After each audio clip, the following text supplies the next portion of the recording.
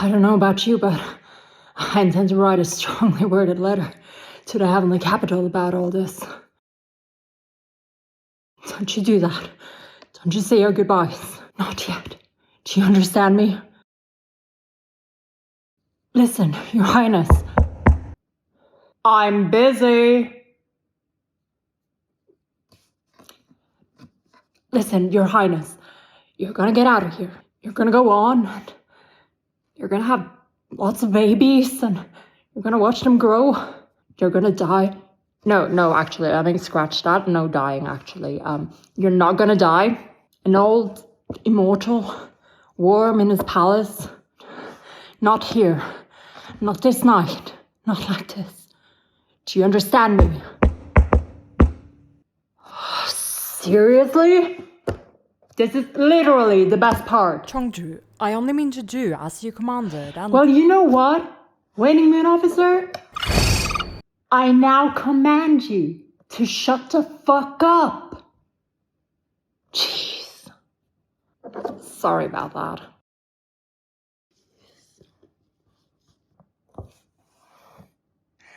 Falling from that wall is the best thing that ever happened to me, Your Highness. It brought me to you, and I'm thankful for that, Your Highness. I'm thankful.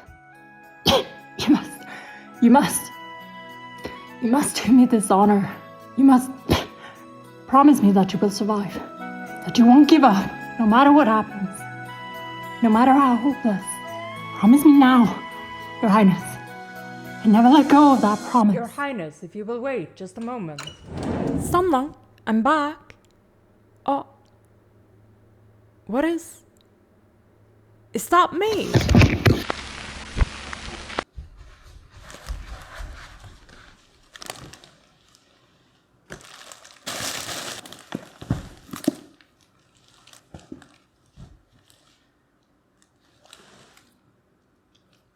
Good afternoon. Let's roll.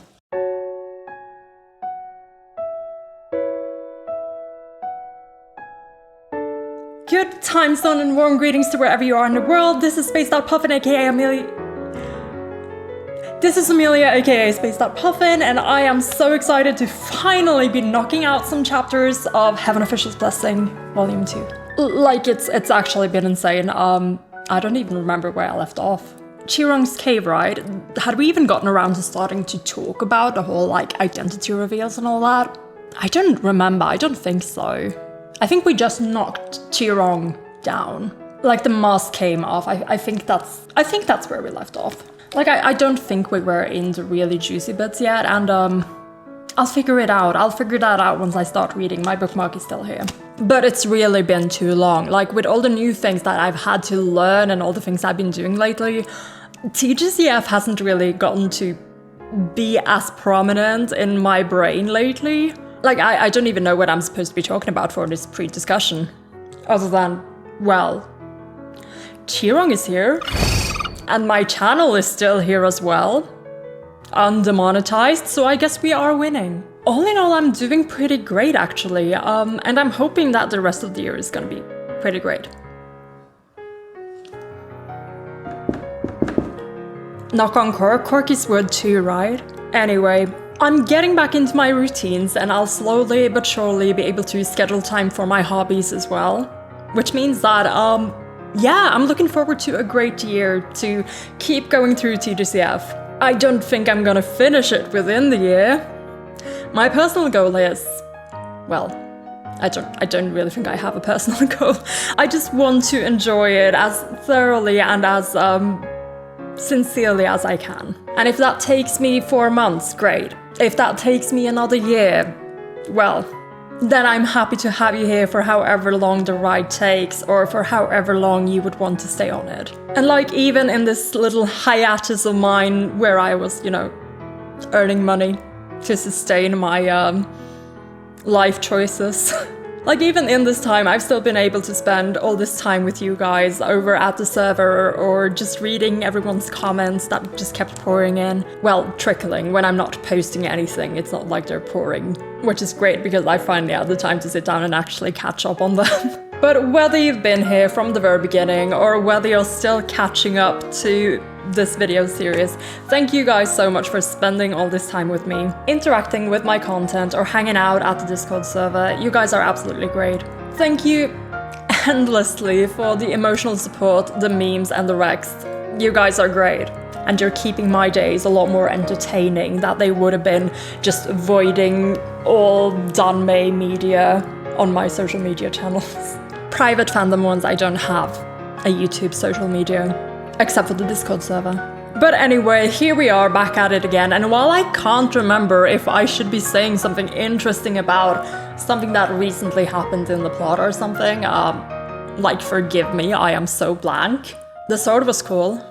Feng Xin, Hua Chang smashing Qirong's face into the ground while saying the whole elephant thing was really fucking cool. Some things are just inevitable. Gosh, I love that line. So yeah, while I can't remember a lot of things, I do have a few things that I do want to go through with you guys before we jump back into this. The first one being... it's suspiciously head-shaped. Yeah, so if you've been watching my YouTube community posts, you will know that my packages arrived. The MINIDOLL Ghost Kings are officially in the house, however, I have not yet let them out of their little packages. Because as promised, I was gonna open the first one that arrived first. Now, because I've been really busy, they both arrived while I was really busy. So they've actually been waiting in my closet for like a week, poor little things, oh my lord. So I feel so sorry for whoever is inside this box. And I think this one actually arrived in a box as well, because this one did not. So what's happened is that I've only ordered one MINIDOLL before, the wonderful His Royal Highness the Lianlian, who's been a steadfast companion for these past few weeks. And I did notice that on some sellers, you could choose to have them delivered without their boxes. I guess that was just the default for whichever one I picked for this box. I still don't know which one is inside of it. So hopefully it is fine. Hopefully everything that was supposed to come with it is in the package, and hopefully it is not a counterfeit. It is not a fake. But we'll just have to see. I think Lianlian, being an official MINIDOLL, can sniff out fakes. Like, if we're lucky, it's just gonna go all guard dog on them. Like, if it's a fake, it's just gonna straight up murder them. But we'll see. So he's gonna be helping me out for this one. You wanna give it a sniff? See if you can discover anything? Yeah, is this Hua Chang or is it Sanlang? Vote now on your phones. I actually ironed all of Lianlian's clothes for this. Remember how his ribbon was all wonky for like the longest time? Yeah, I got out my iron and did the ribbon, and then I was like, well, why don't I do all his clothes while I'm at it? So he's all freshly ironed and ready for this. Ready to meet his new companion. Let's put you over here so you can like easily watch. I am so afraid of cutting into this actually. Maybe I should just rip it. Yeah, like in case I cut into something crucial. Let's try it. I see some naked feet. You wanna have a look at the naked feet, Lianlian? Does this look promising? I realize now that it's very strange of me to be pausing on the feet. Trust me, I do not have a thing for feet. Okay, let's do it.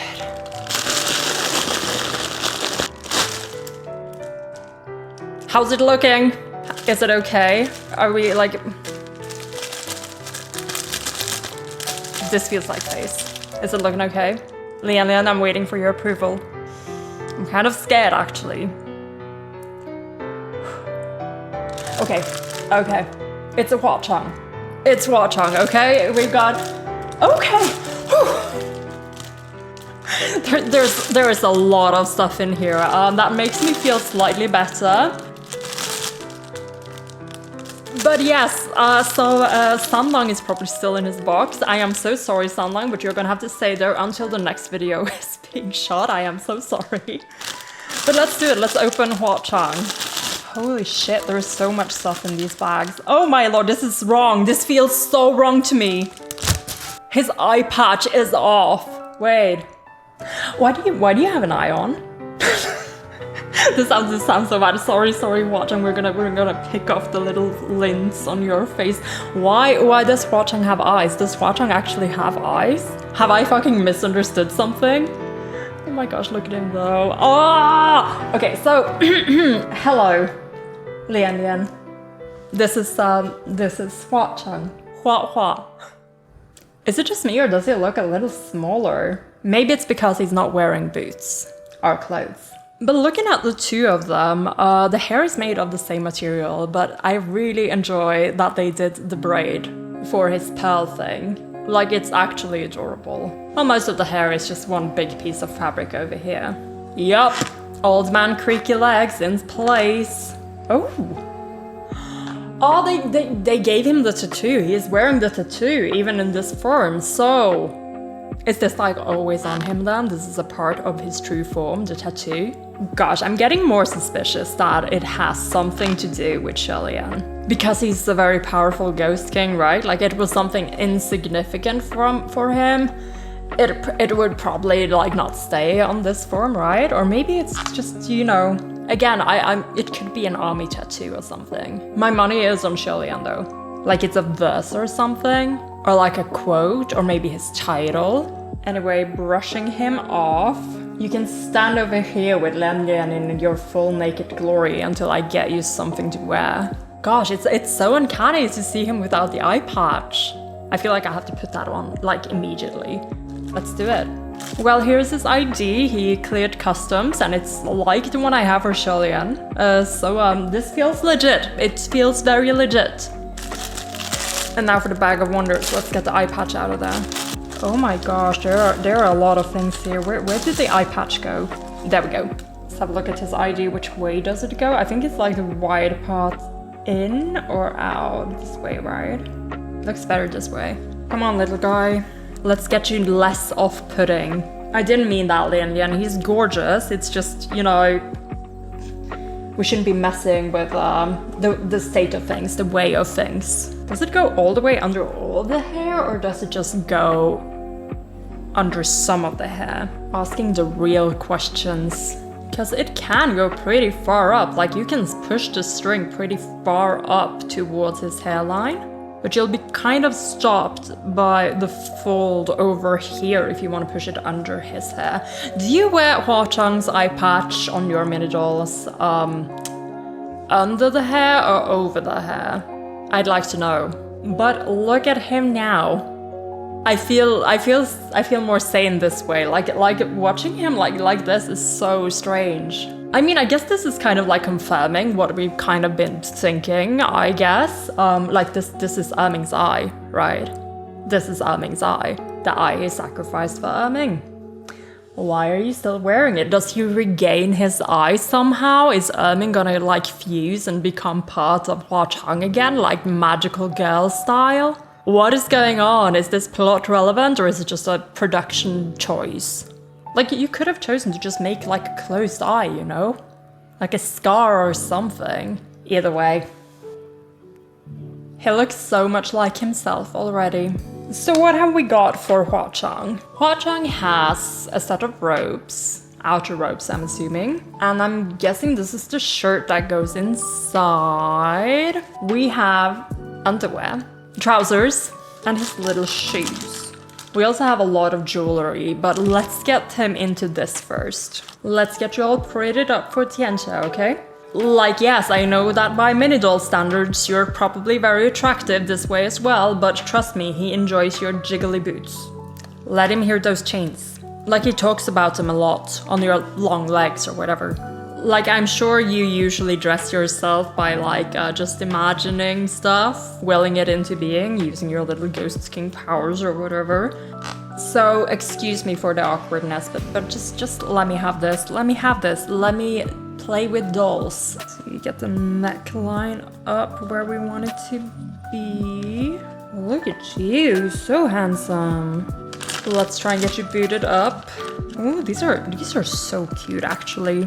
They have a leather-like texture, and look at these little butterflies on the sides. I like that. How do I make this look good? Do I stuff the little, like, trouser legs into your boots? Close enough. Like, I've dressed Lianlian 3 times-ish now. I feel like I'm getting to be an expert in mini doll dressing. Now put your other foot in Chongzu. You've gotta be a big boy about this. It's all for His Highness. Good enough. Button! That surprised me. I thought it was gonna be Velcro, but this is a little button that is so cute. Oh yeah, his robes cover up most of his little undershirt. Like, you only really have the color peeking out. That's unfortunate, it's really cute. But yes, this also looks very cool. Of course, he wouldn't be ready before he had all his jingles on. We gotta find his other jingles. So here we have... I don't have his box. I have no idea where these go. I'm guessing they're belts. Gotta be belts. Are both of them belts? Does he wear 2 belts? Gosh, I need to look up what he's supposed to come with. Like, I wouldn't even know if I have all the pieces here. I am so nervous about this, actually. I never buy stuff like this. Can I just search up a picture of like a full body mini doll Hua Chang? Yeah, he's wearing 2 belts. He's supposed to have 2 belts, which he kind of does in his donghua design as well, I suppose. The reference image is helping though. Okay, we've got the vembruses and we've got the butterfly chain that I can see on the picture. There's something in here as well. More chains? No, silica beads. Ooh, these are kind of heavy duty. I feel like they'll cling more on you than anything else I'm gonna put on. They don't have a lot of give. Do I just force them around your chubby hands? On top of the clothes? Ooh. Squeeze everything through? Dressing mini dolls is pretty morbid business, actually. Fucking hell, how do you stay on? Well, after a test of patience and strength, this one's kind of on you, like halfway on, I suppose. Let's try the other one to see if it works better. Kinda. Holy shit, that was hard. It's like a mini doll workout getting you dressed. See, butterfly chain. Maybe the other silvery thing is the other butterfly chain? Huh. Like a little necklace. It's really cute, actually. I'm just gonna pull it out a little bit so we can see the drops more clearly. I feel like mine are further apart than on the picture. Or maybe actually even missing a few drops now that I'm looking more closely. Like, I feel like he should have had more drops. Though this might be, I heard there are like several editions of mini dolls. So maybe his necklace just looked differently before. I don't know, they just look further like apart on my chain than they do on the picture. Like, I feel like there should be more drops on him. But anyways, we're good, we're fine. Maybe these ones are the remaining drops in this one.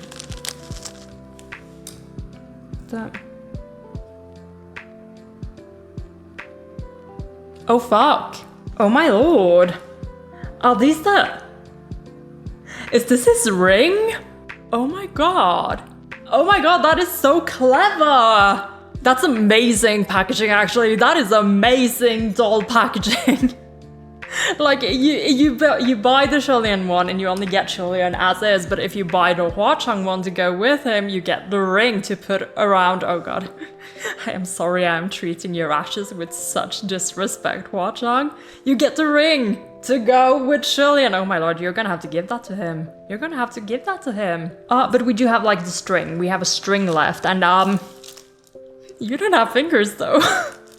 The fuck am I supposed to put this? Around your little stubby hands? I could barely fit the vembruses around your hands. Let's see. Right hand. I'm gonna have to take off the vembruses first. This is such a mess. Noticing coincidentally that the tattoo is on the same hand as the string. Seriously, where the fuck do I put the string, Hua Chang? Maybe it should just peek out. I like Lianlian's Roya. Okay, Hua Chang, I hope you're happy. You have a little ribbon now. And now the fucking vembrus again. What if I pass the ribbon through before the rest of it? Maybe it... Gosh, this is so hard. This is a workout session, just trying to get the vembruses on every time. Just squeezing Hua Chang into oblivion to press on this one vembrus, but I suppose he needs it. He needs it for combat, for looking cool, and for being very silvery. It's how the Ghost King species attracts a mate, with strange primal engravings on their silvery vembraces, like butterflies and shit. Ta-da! Holy shit. Yeah, you were somehow less stressful to dress than Julian, but more hard. Yeah, this was level up. This was way more to do. However, we still have to take the little ring to Lianlian. Can you even hold this? Yeah, the members kind of help, don't they? Here we go. Someone played the bridal march in the background. Let's see if Lianlian will take the ring. It was supposed to be unconscious, like it wasn't even a conscious acceptance of a ring that is actually, you know, the life of a calamity in your hands, Lianlian. He's about to give you his life. How do you feel about that? Big responsibility. I don't know, maybe Huachang is shy, maybe he's gonna have to wait and do it sometimes in the night. Because, you know, that's how he works, apparently. But let's try, let's see. If Lianlian accepts the ring without biting anyone's head off, maybe that's a sign that he accepts his new housemate.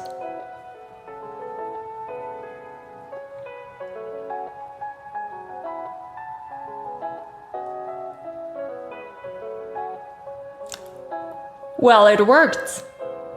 Which means that Huachang can now die of happiness. Please don't die, Huachang.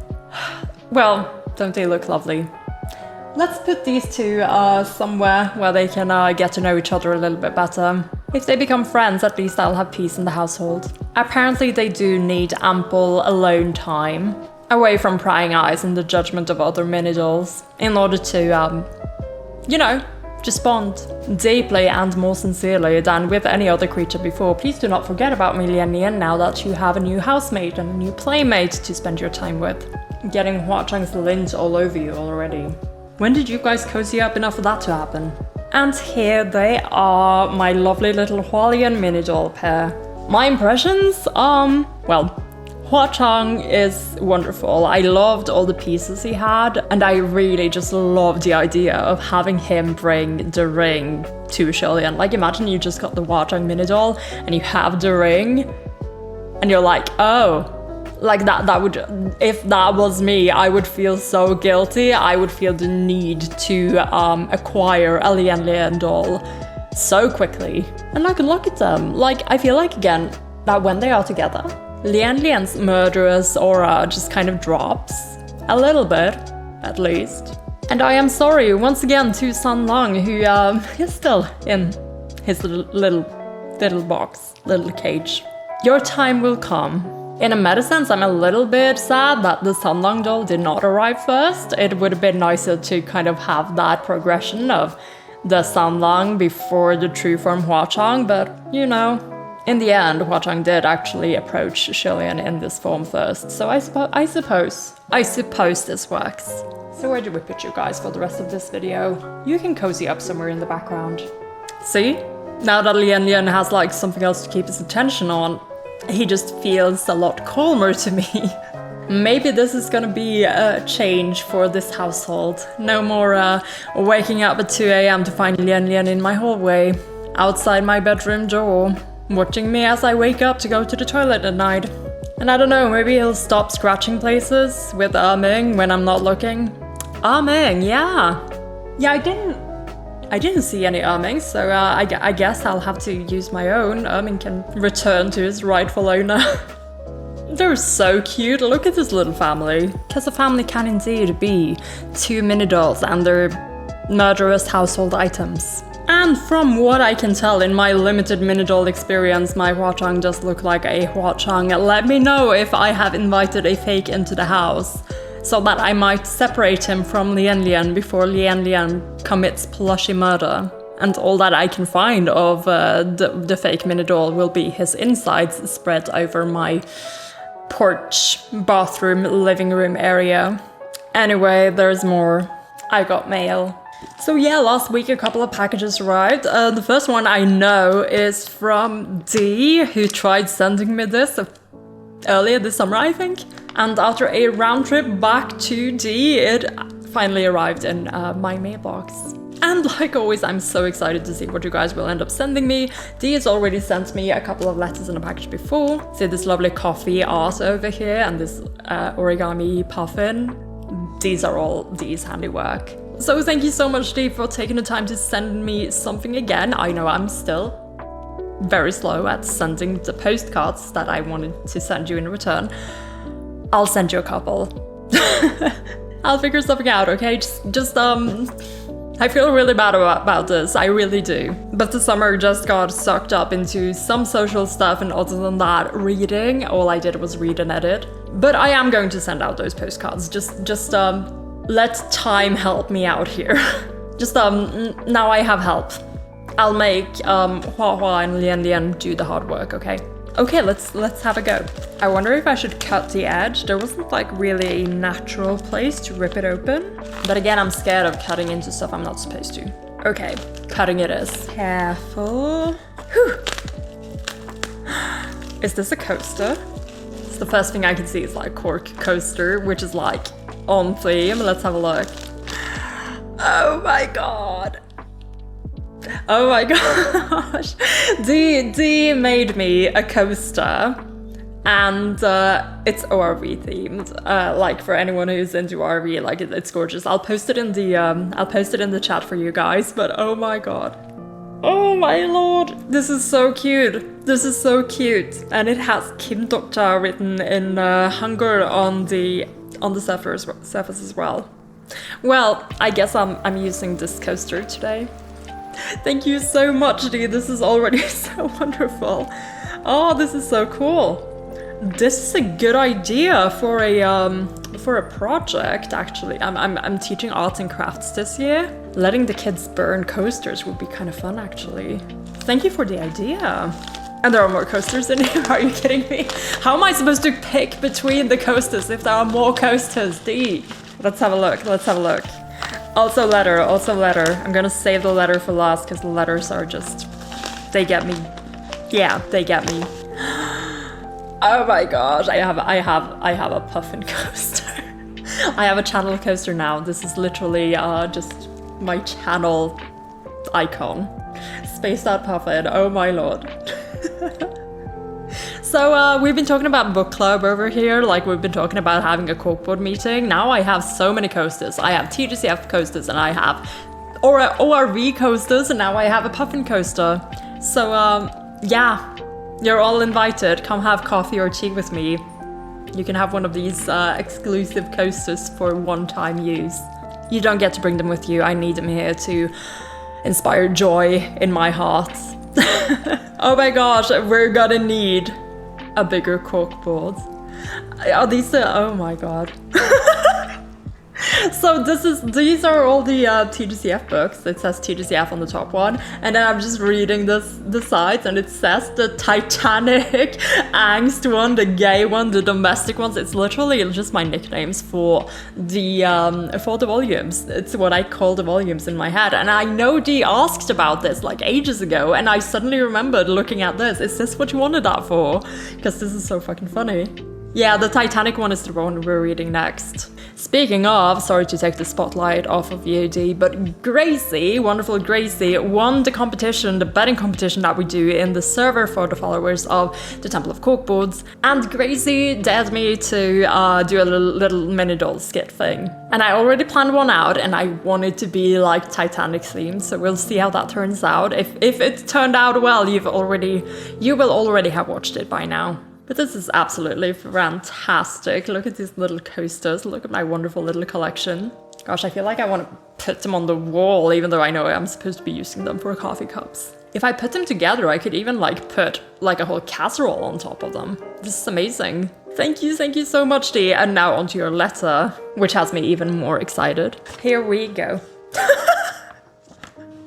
Oh no. So Dee transcribed the letter. Like this is how Dee writes. This is how Dee writes. Wonderful, wonderful, beautiful handwriting.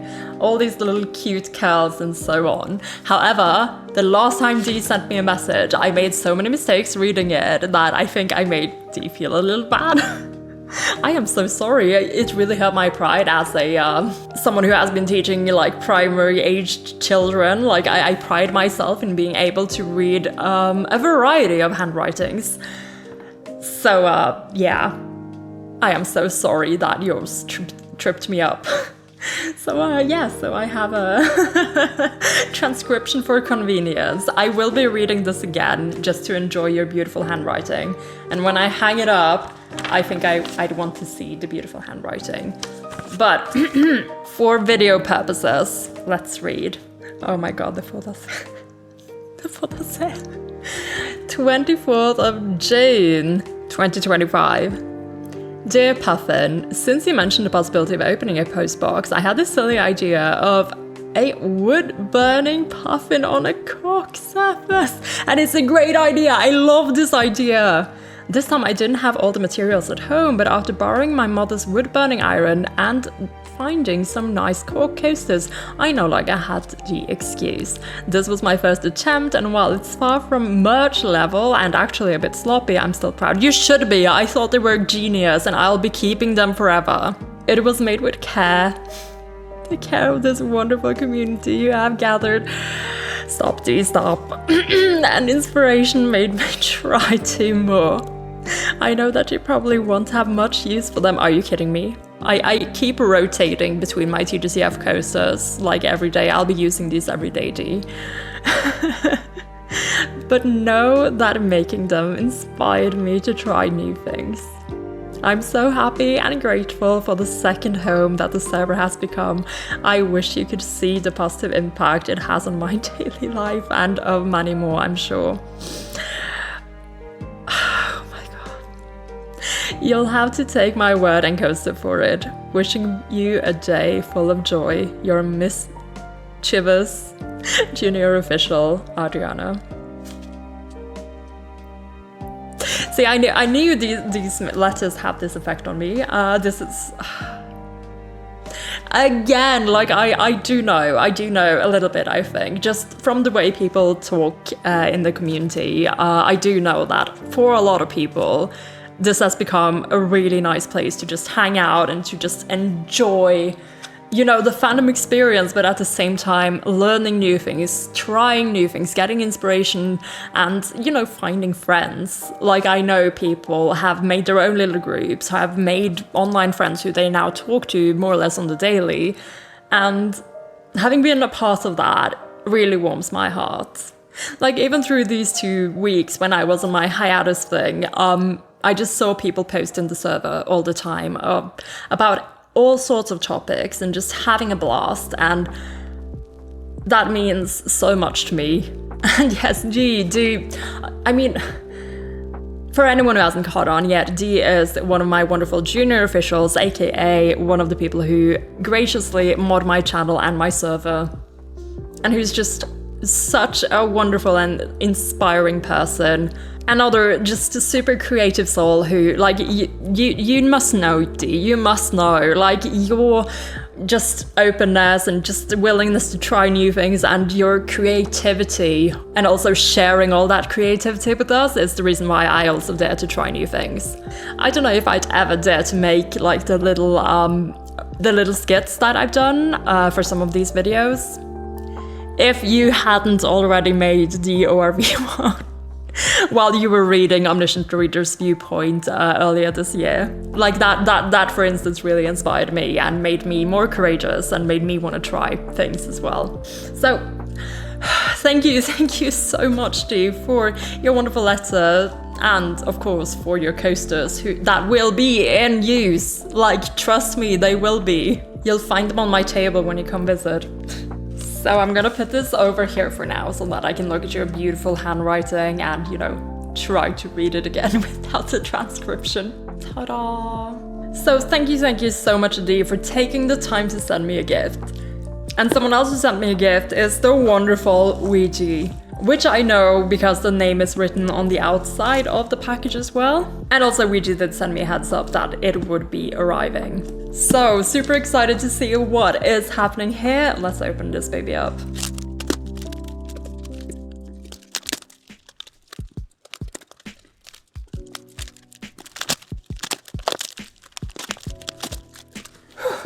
It took me a lot of time to get a lot of the tape off. This was apparently where I was supposed to open this. Ouija, your tape game is strong.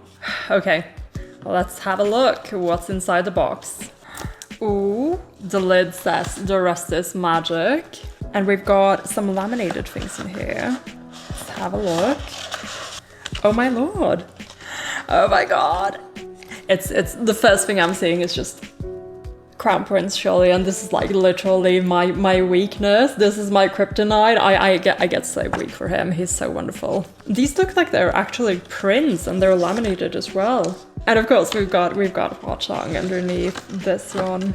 Oh my god, just some gorgeous laminated art that needs to be pressed. These are so gorgeous. I need to press them behind under some heavy books to get them straightened out, but these are so cool. And I think we have more, but these are more like cards, so they probably don't have to be straightened out like these ones. Semi-displayable back here. Let's have a look.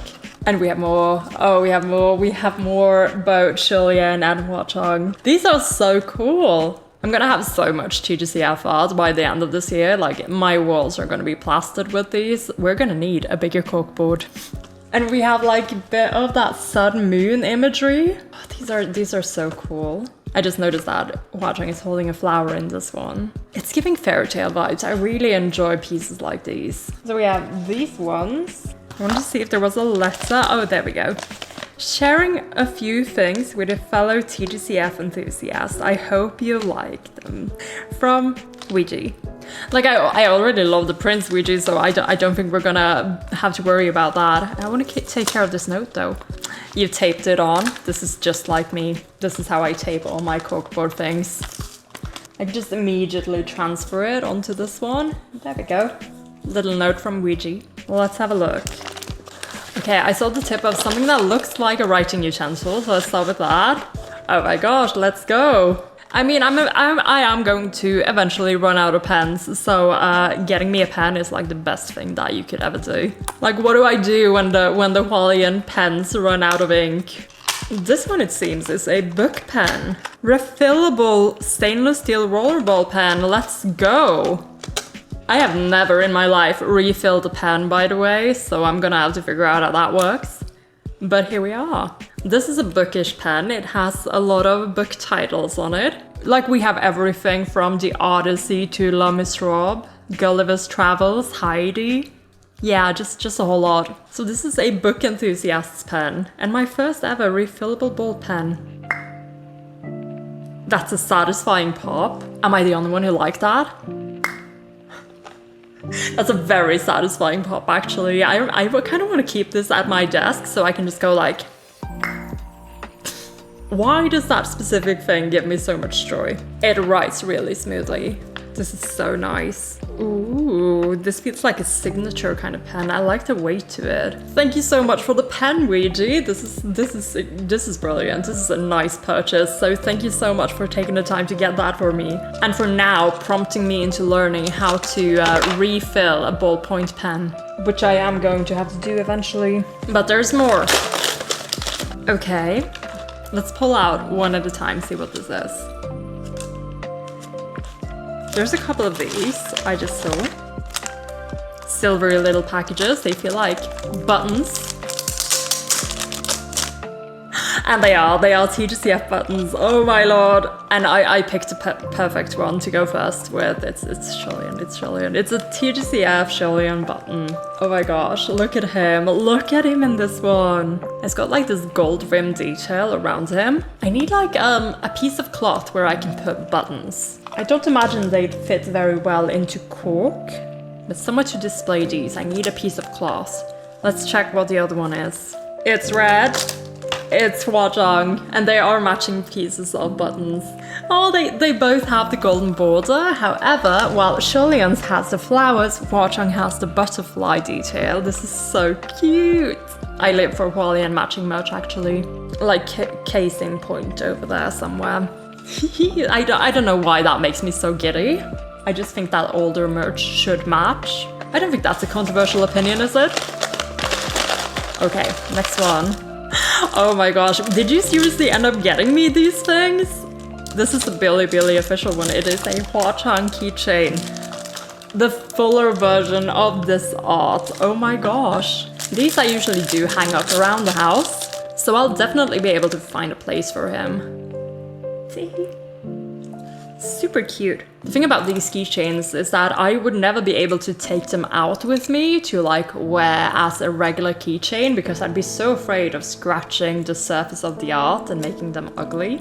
The metal ones, like when you have little metal charms, they're much more durable, so I'd be able to do those, but these ones, I feel like they end up being display items more than anything. Maybe if I ever went to like an animation or any sort of comic event, they'd be nice to have like on a bag as for just displaying as you walk around. But I think I'd be too afraid to kind of like scratch them through everyday use. Do you know what I mean? Like let me know if I'm the only one who gets strangely possessive of my merch in that way. Like I like mother hen-ish in the sense. Like any scratch is just like, oh, please don't hurt my merch, my children. Oh, and there is a Chilean one, and oh my lord, look at this. His is totally different. This is so nice. Ooh, it is in fact not the same art as on the button. This one is a totally different one. Like we're looking way more, if I had to guess, like First Ascension, and also the little butterfly at the bottom. And it's formed like a little fan. I really like this. And it's still not the end. Ouija, you're spoiling me. What is this? This is kind of heavy. Like I can see it inside and it's got Chilean and Huachang on the inside, but I don't know what it is yet and I can't read Chinese. So let's figure it out. Oh. They're pins. They're like big pins. Look at how pretty these are. Like you've got the gold for the Chandler Crown Prince and then the silver for, well, Huachang and his silver thing. Oh my gosh, this art style is gorgeous as well. It's not the book style either, but it is official merch. Okay, so I just have to review this for you guys. Like you have the silver main theme, but you also have like protrusions along it. So like you see all these little flowers and butterflies next to Huachang are actually popping out. So they can catch the light at like different angles and you can see them more clearly. Huachang as well is kind of popping a little bit out from the background as well as the little flower bush behind him. The same is true for the Chilean one. This one has more of these flowers, but also these wisps of clouds, it seems, in the gold here. And also he's so cute. Oh my gosh, he's so pretty. As always, just I am so weak for the Crown Prince outfits. They look so good on him. Like, white robe is fine, it's iconic, it's stylish, I suppose. Like it is iconic at least. But this, gosh, he was made to be dressed up and we don't get that a lot anymore. Please, Huachang, put him in some pretty robes. Make him like pretty clothes again. Gosh, I wonder if I can put these like the Canada pin. I don't know if these are gonna hold because they're so big. Let's see if we can put them on the board. It seems sturdy enough. Maybe they're gonna hold. Oops, I just realized Huachang has to be looking at Chile and I need to switch him a little bit. And there. It's perfect, isn't it? And then I have Ouija's little note right here, so if I put this by the pins, I'll be able to remember that they came from Ouija. In fact, let's make sure it doesn't fall down. And there we go. Oh my gosh, Ouija, thank you so much for spoiling me with all these wonderful merch pieces. I think my collection of TGCF merch literally just doubled. You're seriously spoiling me? But as always, it's just so nice. Like, as you say, you're sharing it with a fellow TGCF enthusiast, and knowing that there are so many TGCF enthusiasts out there who want me to have a little piece of this to get to experience that kind of fan excitement of getting to hold physical merch. It just warms my heart. So thank you so much for going out of your way to acquire these things and for sending them to me. They're absolutely gorgeous and they really will be a part of my ever-growingly TGCF-ified surroundings. Gosh, I can never invite people over for tea anymore. It's just gotta be you guys. Like, how can I ever invite a lay audience into my living room? They'll think I've gone crazy. A half joke. I've had my mom walk in, I've had my grandmother come visit. No one's ever commented on anything. Except that my corkboard looks cool. Which it does, like, objectively, my corkboards are great. So thank you again so much to both Dee and Ouija who took the time and effort to send me a package. If you would like to send me anything from a small postcard to maybe something else that you would like me to see, some of your handmade crafts, the link and the instructions on how to send me anything is down in the description below. And if you can't spare the time and the effort to send me something, even if you would daily like to support me, consider donating to me on Coffee. See here, clever little board switch up. Yeah, I have so many corkboards actually, but I still don't feel like I have enough. I feel like sometimes in the near future I will want another corkboard of like this size for some reason. Like it would just be nice to have one that I can move around more easily to show smaller things, you know? Without like working around all the things on the big corkboard. Just my personal feelings on the topic. Gosh, I love corkboards.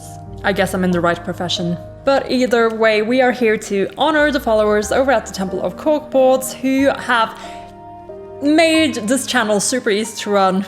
Well, not super easy, but they've certainly made it a lot easier.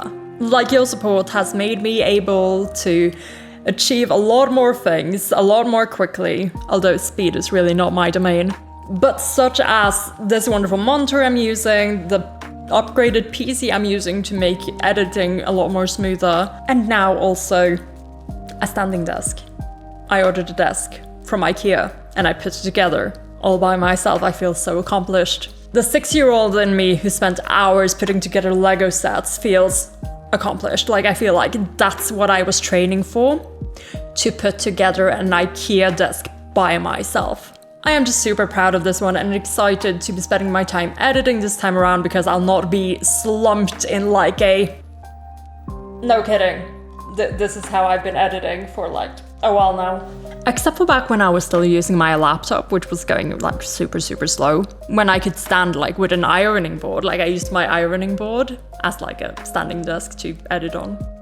Now I have a real standing desk is what I'm trying to say. And yes, I am budgeting a lot of my own earnings into it, but you guys' donations have been helping out so much and made it happen a lot more quickly than I could ever do by myself. So thank you guys so much for your support. You're making my life a lot easier and making running this channel a dream. And among these wonderful dreamy people, I do have a new follower over at the Temple of Corkboards, the wonderful Kia,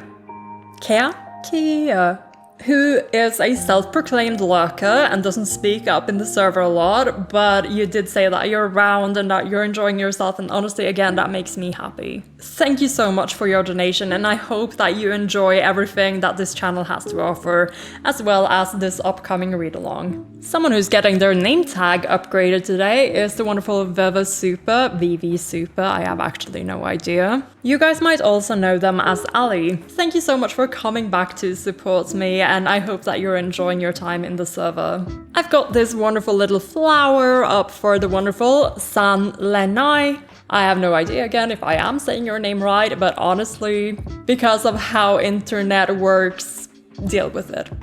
But I really do appreciate your donation, and I will be putting up this flower by your name. Additionally, I also have a few heart pins that need to go up today. The first one is for Willow. The next one is for Mia Rose. Thank you so much for donating to me again this month. Another for Iwana. Thank you so much for coming back once again. And here is another pink heart for the wonderful Shori. Thank you so much for coming back to donate to me this month. And while I love celebrating everyone with these little shoutouts and these little pins, we're gonna spend some extra time today to talk about today's MVP, the wonderful Maru. Maru has been with this channel for ages and ages now, and you've been supporting me whenever I've been putting out a new video for like such a long time now. I don't even remember when you started coming here. But I've had so much fun getting to know you in the server and watching you make friends with other people and followers of the Temple of Corkboards, and getting to read your messages and your encouragement is really helping spur me on. So Maru, thank you so much for spending so much time with us at the server,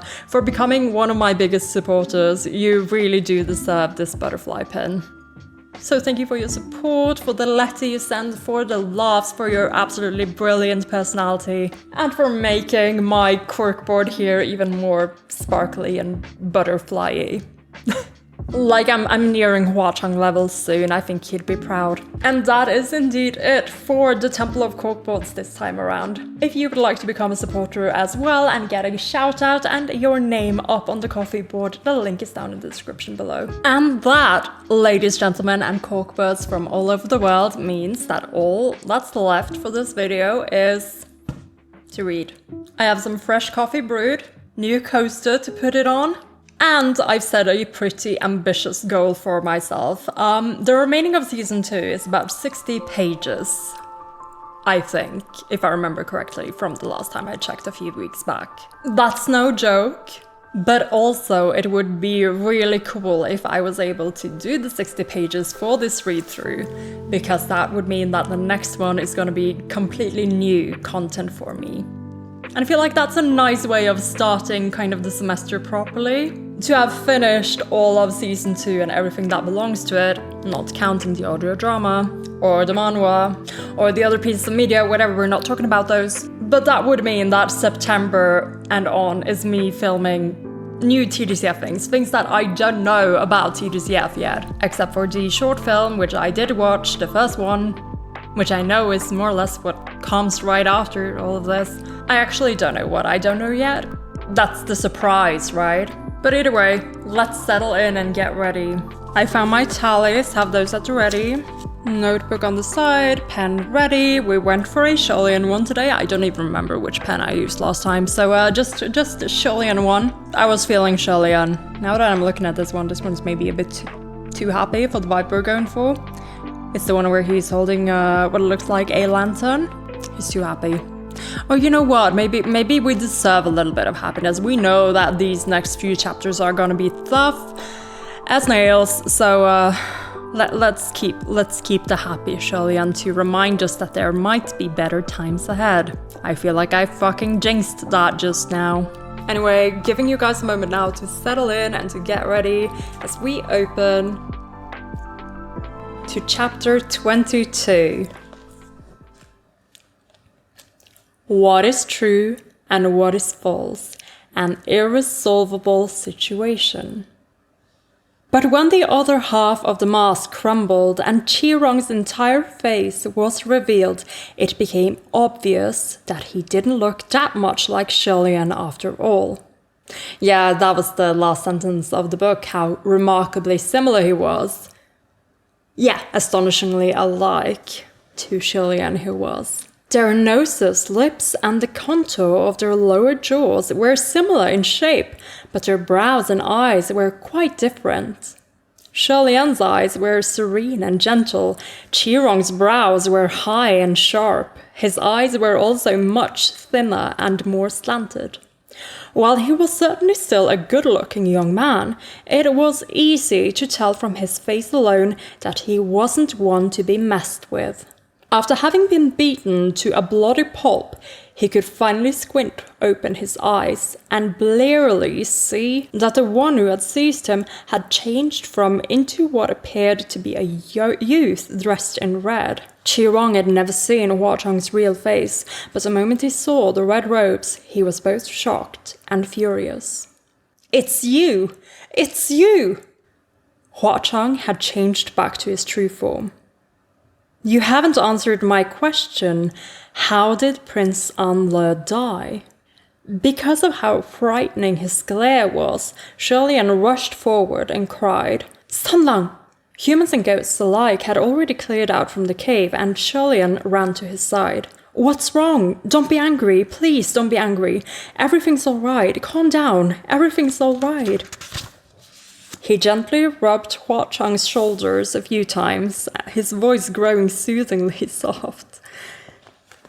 When Lianlian was younger, whenever he got angry or upset, his... Fucking parent mention again. When Lianlian was younger, whenever he got angry or upset, his parents would always stroke his back like this and comfort him with their gentle voices. Thus, he used the same method on Hua Chang.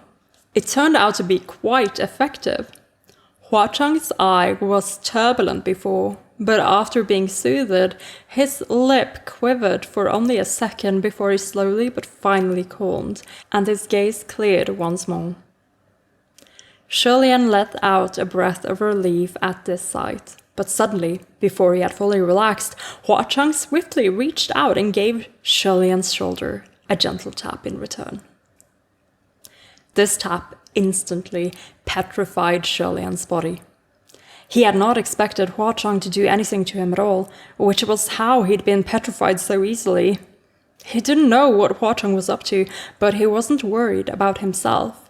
Rather, he was worried for Huachang, afraid that he might lose control again. He was about to open his mouth and ask when he realized that he not only couldn't move, he also couldn't speak. This made him somewhat uneasy. Qirong might have been weak when it came to fistfights, but his mouth was certainly tough, and he started cursing while still covered in blood. "You damned crazy one-eyed snake, did I piss you off while eating in my own house?" Huachang smiled, then smacked his head down onto the ground again before yanking it back up. "How did Prince Anle die?" "What the fuck does that have to do with you?" Qirong cried, and Huachang slammed him down again. "How did Prince Anle die?" This process repeated for a while. Huachang maintained his cool smile the whole time as he dribbled Qirong's head like a bouncing ball, brutally smashing it down over a dozen times. Although it was violent, Qirong couldn't die. But it was precisely because he couldn't die that it was so unbearable. Even a skull made of iron couldn't stand this kind of torture, and Qirong finally changed his tune. "If you're so free, why don't you go read a history book?" Huachang sneered. "If history books recorded the truth, why would I come and ask it of useless trash like you?"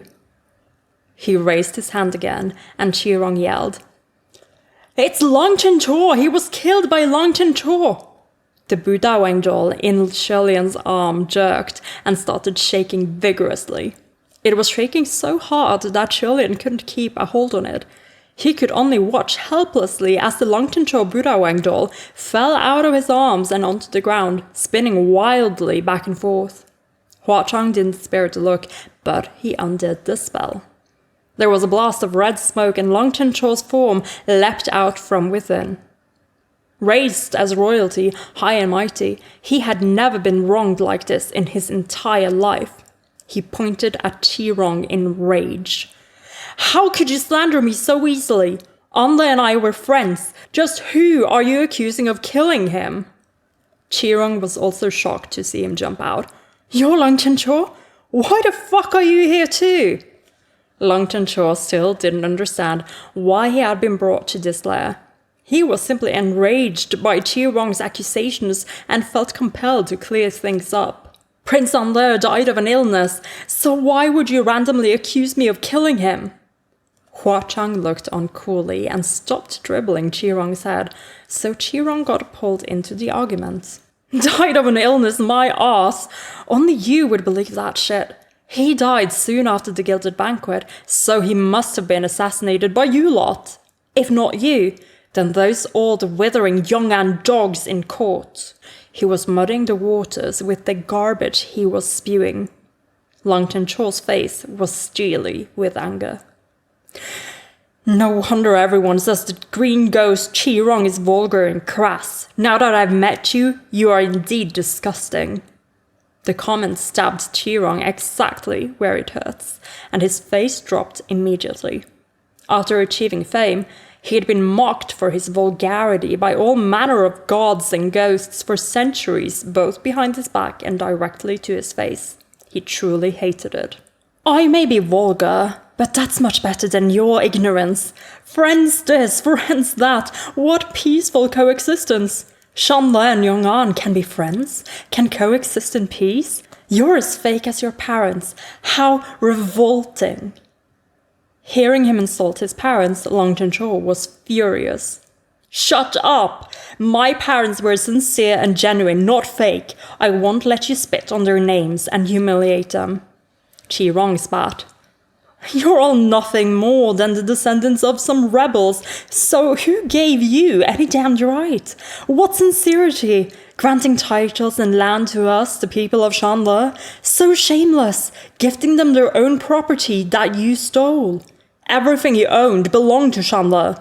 Lang Chin-cho was never good at arguing. He stammered, stumped. You... Chi-Rong saw that he had been angered to stuttering and felt a rush of satisfaction, and he resolved to aggravate him even more. He laughed. Even if you guys killed An-le, that child had a profitable death. Shanle lost one man, but Yong'an lost an entire gilded banquet. Too bad we didn't kill you too, so you could all taste what it's like when your entire bloodline is ended. Lang Chin-cho was bewildered by this. What did you say? Lianlian groaned inwardly. He so desperately wanted to smash Chi-Rong into the ground to shut him up the same way Hua Chang had, but with this petrification spell, he couldn't move a single muscle, no matter how he struggled. I like that we're just kind of getting that confirmation that, Lianlian too intense violence upon Chi-Rong for this. Like, we don't know that this is what he's thinking when we're watching the donghua, which is why, the whole smack is just even more, surprising, I suppose. But it's there, like, it's not out of the blue. He's been thinking about how to shut him up for a while already. I mean, yes, to answer one of Hua Chang's burning questions, it is okay to absolutely hate the guts of your boyfriend's cousin, if your boyfriend also wants to smack his face in. Like, couples who beat Chi-Rong together stay together? That could be a TGCF universe rule. We need to test that out. Fengshen, mooching? What do you mean you didn't kill me too? Chi-Rong only cared about avenging himself for the vulgar comment, so he continued to boast. The fruit already doesn't fall far from the tree. Sir, your stupidity has spanned so many hundreds of years that it's opened my eyes. Think about it. We Shanle are thoroughly disgusted with you, Yong'an. Whoever doesn't hate you is unfit to be called a citizen of Shanle. Did you honestly think the royal descendants of Shanle would be friendly with the royalty of Yong'an? It was all to coax out information for future plots and to paint your gilded birthday banquet with blood. Lianlian was still struggling to break free, while Lang Chin-cho was frozen where he stood. It took a moment before he stammered. Prince An-le and the state preceptor were on the same side? Lang Chin-cho was filled with anguish, thinking that his beloved teacher and his beloved friends had conspired against him together. However, Chi-Rong said, State preceptor? That evil cultivator Fengshen or whatever, who the hell is on the same side as him? Lang Chin-cho heard his question and was puzzled again. You said that An-le wanted to spill blood at the gilded banquet, but the one who did it was the state preceptor. Were they not on the same side? He trailed off, thoroughly confused. Hell knows where that evil cultivator came from, Chi-Rong replied. It had nothing to do with him. Listen up, Lang Chin-cho. The slaughter of the Yong'an gilded banquet was the work of the people of Shanle. An-le had already planned to kill off every single damned rebel at the banquet. But then that weirdo state preceptor suddenly busted in. An-le thought the plan had gone ass up and ran to me for help, asking me what to do if his involvement was discovered. But that very night, it was announced that the one who committed the Gilded Banquet massacre was your state preceptor, and he was the one who became the most wanted man in the entire kingdom. This is a little bit like padding new information that we didn't see in the donghua. We didn't really see An-le run off to Chi-Rong again, implying that Chi-Rong was around and available to An-le should he need to talk to him afterwards, it seems. Just a small additional detail there. It took Lang Chin-cho a while to process that information. If that was true, then why didn't you say anything? Chi-Rong clicked his tongue. Are you fucking stupid? Why would I say anything? Why wouldn't I want to have someone else take the blame? Can I get leveled up to a supreme for pulling off this lie? He was relishing this more and more the longer he spoke. Yo, I get it. You just can't believe what I'm saying, right? I heard you nailed your own shifu into a coffin over this. You're dumbass. You killed the wrong person. While listening to that vile, hearty laughter, Lianlian closed his eyes. I got so used to leaving out the S for like the Huachang ones, so I need to re-practice to differentiate. Listening to that vile, hearty laughter, Lianlian closed his eyes and cursed inwardly again. Long Tencho cracked his knuckles as he raged. You're wrong. He then whipped around and shouted towards Lianlian. If this is true, even if you didn't say anything, why didn't you? Qirong spat out a broken tooth. And who the fuck is that? What, are you all here to have a party in my cave? Everyone ignored him. Long Tencho demanded. If you didn't do it, if you didn't kill them, then why did you admit your guilt? Just then, Lian's body relaxed. Huachang had undone the petrification spell. It might have been too late, though. Long Tencho was waiting for an answer, and Lian stood up slowly, working out the kinks in his wrists and joints. After a pause, Lian blurted. Complete nonsense. Long Tencho had fully expected him to say, It's true, just as he said, yet those words Lian uttered so coldly completely rejected any relief or guilt from Qirong's recounting of events. Qirong was pissed. Complete nonsense? Says who? Says me, Lian replied. All these empty words. What proof do you have that the ones who spilled blood at the gilded banquet were the royal descendants of Shanle? Qirong seemed to find this funny and replied, All those who were killed are dead. So what proof is there to give? Besides, it's been hundreds of years. What proof is left? Which is why I say, this is all complete nonsense, Lian replied. Shanle and Yong'an are dynasties of the past, long lost to time.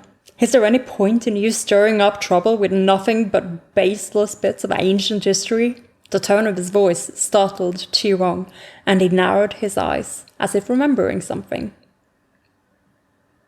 Yeah, which is remembering being on this side of one of these lectures before. Lian turned to Long Tencho and said calmly, I killed your father. You saw it yourself. This was not long after my second banishment. I was filled with frustration and caused a great wrong. This is all my fault. There's no need to drag anyone else down with me. This man is a deceiver. Dragging Prince Anla's name through the mud was only his revenge for you calling him vulgar. If any bystander listened in on this conversation, they would find it hilarious. A fight over the title of murderer? One would think massacring the gilded banquet was some sort of glorious achievement. Long Tencho was in turmoil and profoundly confused. He held his head and thought for a long while before he slowly stated, That's right. It was you and no one else. He had seen it with his own eyes that night. He ran to the Gilded Palace, excitedly, only to see the black-clad state preceptor pull a long, thin sword from the chest of his father, splattering blood everywhere. And at that moment, his father, the king of Yong'an, had reached a hand out toward him.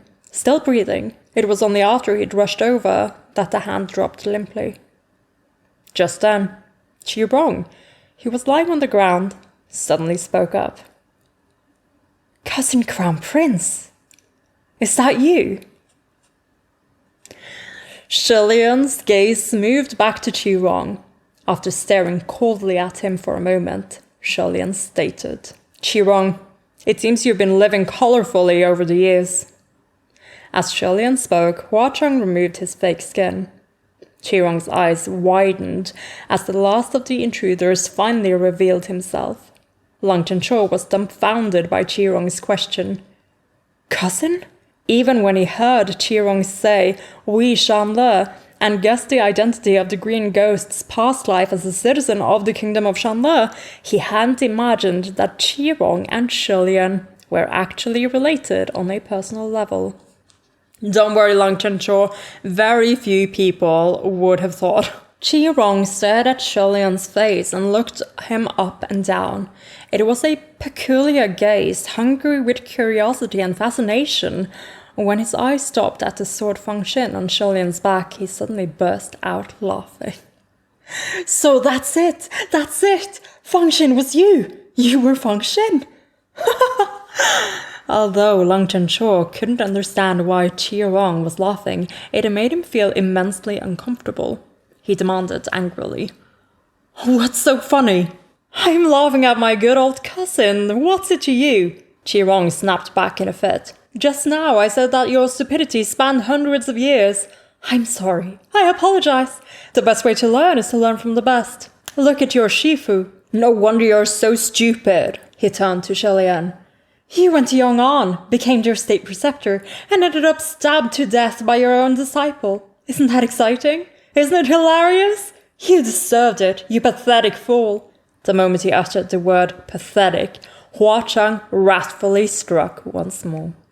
Qi-Rong had always been tough-skinned, and for some reason, seeing Sholian made him 10 times more excitable than usual. Even with his face struck to the ground, he continued his indomitable shrieking. Pathetic! Pathetic! Pathetic! Each time he said it, Hua Chang smashed his head down again. It was an extremely gory scene, and Sholian stopped the hand that was about to strike again. Sunlong, just leave it. Why should I? Hua Chang demanded sharply. Ooh, that little bit of... This is like real anger.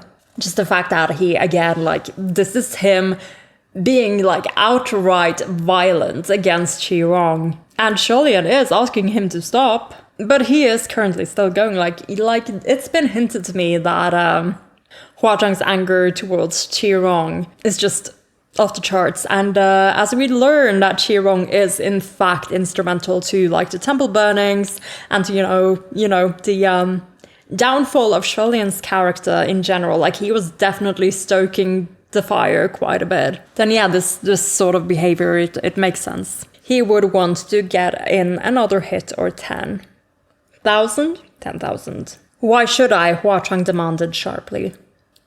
It's nothing, don't let any of it get to you, Sholian said. He's just mental and extremely troublesome. I can take care of him. You just sit back and ignore him. He gently rubbed Hua Chang's shoulder. And it was a long time before Hua Chang finally uttered in a low voice. Fine. Qi-Rong plucked his own head from the ground and arduously rolled to the side. He then spat.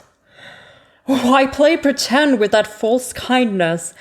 If you really didn't want him to hit me, then you would have stopped him at the beginning. Faking indifference now, telling him to forget it. No one's gonna praise you for being merciful. I stopped him because I don't want him to dirty his hands.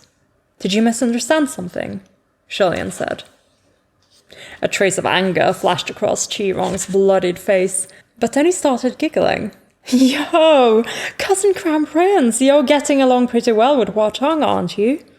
This little brother of yours. In a familiar address, cousins often refer to each other as siblings. Okay, good to know. This little brother of yours was wondering why none of the underlings is sent to greet you on Zhongyuan ever returned. Oh, on the ghost festival. Qi-Rong sent the ghosts. What? Now I see it's because you've been clinging to Hua Chang. So this is new information to us. This is additional shit. So Qi-Rong was somehow aware then of Sholian's ascension and his being in the mortal realm to make his little shrine, right? I mean, how else would he be able to send those ghosts? Like, it seems that this is just like a minor detail though, so that might be why they didn't ever allude to this in the donghua. But it's nice to note down as like one of the differences that we're noticing. Sholian had no idea that Qi-Rong had sent any underlings to find him. On the night of the Zhongyuan festival, it was a coincidence that he bumped into Hua Chang, and taking him back to Puchi Shrine also wasn't something he'd planned. It seemed that Hua Chang had taken care of all of Qi-Rong's underlings. At the thought of this, Sholian unconsciously stole a glance at the person next to him. Qi-Rong continued, calling him Sunlong? So familiar. Cousin, You're a big-shot heavenly official. How can you hang out with ghosts and demons? Aren't you worried about him tainting your reputation? You're so perfect after all. So pure and flawless. Your saintly halo shines upon all of us on this earth. Many of the heavenly court thought the way Mooching spoke was sarcastic. But if they were to listen and compare, they would witness sarcasm in its primal form. Truly, they had wronged Mooching. This is so funny to me for some reason. So Qirong is more sarcastic than Mooching. But somehow his cursing is not as crude as Function's, because Function's cursing wasn't even able to be rewritten in the story. Okay. Qirong didn't just talk shit, he acted the part as well. He folded his hands over his heart and exclaimed, "Cousin Crown Prince, this little brother has thought of you constantly through the years. Look, I even meticulously carved this statue to keep you by my side, so I can gaze upon your valiant form every waking moment of every day. What do you think? It's pretty well done, right? Do you like it? Don't worry, it's better if you don't. I'll carve some more." The moment he mentioned the statue, coldness suffused Hua Chang's darkened expression. If it wasn't for Shilian holding him back, he probably would have gone over and stomped on Qirong's face some more. However, Shilian knew perfectly well what kind of person Qirong was. He was a little sick in the head, and the more extreme the reaction, the more excited he'd get, and the more outrageous he'd become. Reverse psychology was the most effective strategy, so Sholian only smiled faintly. So we're already kind of getting a little bit more confirmation for what I kind of suspected watching the donghua, but didn't really have a strong foothold on, you know. Qirong was like this. Like he's been like this back when he was alive as well, looking to create reactions. So Sholian only smiled softly. He said, unconcerned, "It's only so-so. Sorry, but your craftsmanship is rather inferior." As expected, Qirong's face immediately fell. He said, coldly, "Be content with what you've got. If it wasn't for my affection of old urging me to carve you a couple of statues, who would even worship you? You probably sniveled and whined at Junwoo's feet and hugged his legs till your knees were busted to ascend this time. Go around the upper court and see for yourself which official isn't more dignified than you. Even a 200-year-old S&D could walk all over you. Over 800 years old, and this is the state you're in. What a failure!" Sholian smiled. "I am quite a failure. Not like my cousin, already a wrath after 800 years. Fucking hell, this is so good. But just noting this, is like, Qirong having statues of Sholian and thinking about him, is that indirectly worship? Like, he wouldn't give it merits, you know, but it's like, would even like words of spite like that qualify as a semi-prayer? Just asking. Gotta understand the universe mechanisms. It just would be kind of funny if he indirectly has been, you know, sort of supporting Sholian's existence. Not fading from the world, I suppose. Though I wonder if his immortality would prevent him from fading as well. Even though I think, like, part of this is, like, you know, Hua Chang has always kind of been worshipping him, which is why he's always, you know, had at least one believer. I don't know yet. I don't even think, like, all these mechanisms are that thought through. They might turn out to actually be important later, but the mechanisms of godhood and all of this is definitely more vaguely defined. And I think there's, it doesn't need to be more defined, so to speak. It's just, I like knowing these things. Like, I like understanding magic systems, so I do like understanding, like, this sort of world building as well. Anyway, Sholian knew way too well how to put Qirong down. Next to him, Hua Chang snorted, and Qirong's face darkened for real. He looked between all those present and suddenly spoke. This attitude! Did you beg Hua Chang to kick me around today to settle our differences? Lian was taken aback. He thought about the current picture they painted and actually couldn't argue back. Qirong continued. Look at you both. The moment I say anything bad about you, whoa, look how mad he gets. Was he blinded by that holy light from your halo? Or is it some other holy part of you? Yeah, that line is not here, sorry. Yo, I forgot, isn't he already blind in one eye? Before he could finish, Qirong's own sight went dark again, and his cheek exploded in agony as he spewed blood from his mouth. He got himself socked again. However, this punch wasn't from Hua Chang. It was from Lian. Can you feel the love tonight? Lian's fist was faster than the eye could possibly track, and he said coldly, just because I've never hit you before, it doesn't mean I would never hit you. His punch was a brutal one, and it was a long while before Qirong could say anything. He lay on the ground like a mangy dog, pounding the ground as he cackled. Cousin Crown Prince, you hit me! You actually hit me! Heavens! Our noble, kind, compassionate, charitable Crown Prince, who's scared of stepping on even a tiny ant, actually copped an attitude and swung at me. He's hitting people! Incredible! Amazing! He was outrageously excited to the point of insanity.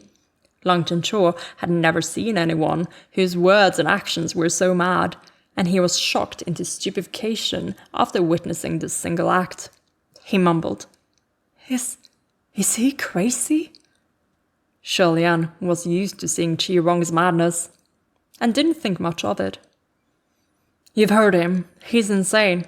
He's unbalanced, so you can't believe anything he says. Qirong's laughter came to an abrupt stop. He schooled his face and sneered. Don't be so quick to tell people I'm psycho. Let me ask you, how did Prince Anle die? This was the question Hua Chang had posed to him, and now he was turning it to Lian instead. Lang Chencho's attention was suddenly focused on it again. Lian's mind was collected, but he couldn't immediately answer. Qirong, on the other hand, slowly crawled to his feet and sat, leaning against the kneeling statue. After Anle died, I cut open his corpse to inspect it, and all of his organs were pulverized by the vibrations of an exceedingly powerful sword. That's why, despite not having any external injuries, he couldn't stop hacking up blood. This was something no ordinary swordman could do. At first, I thought Yong'an thugs had brought in a special hitman to frame Anle's death as illness, but now that I think about it, there's another who had the ability. And who is that, Of course, my good old cousin, defender of justice. After all, our flower-crowned martial god, His Royal Highness the Crown Prince, is a holy, pure, one and only snow-white lotus of the heavenly mountains. Hua Chang stomped on him, and Qirong yelped miserably. Lang Chencho felt like his mind was going to explode. He held his head, his eyes bloodshot. Shut up! Just tell me what you know. Who's the real murderer? What happened at the Gilded Banquet? And what happened to Prince Anle? What happened? Lang Chencho, why are you still confused? Qirong asked. Even I've pretty much figured out what happened by now. Looks like you really don't understand the kind of person your Shifu is. Come. Let me dissect my good old cousin for you. This former Crown Prince of Shanle went and became Yong'an State Preceptor, taught you swordsmanship for 5 years. He'd only spoken a few words when Lian brandished his sword, but before he could charge forward, Lang Chencho's greatsword stopped him. Let him finish! You know he's insane, but you'll still listen to his nonsense? Feng Xin was swung, and even though it was a slender blade, its shockwave almost loosened Lang Chencho's grip on his massive greatsword.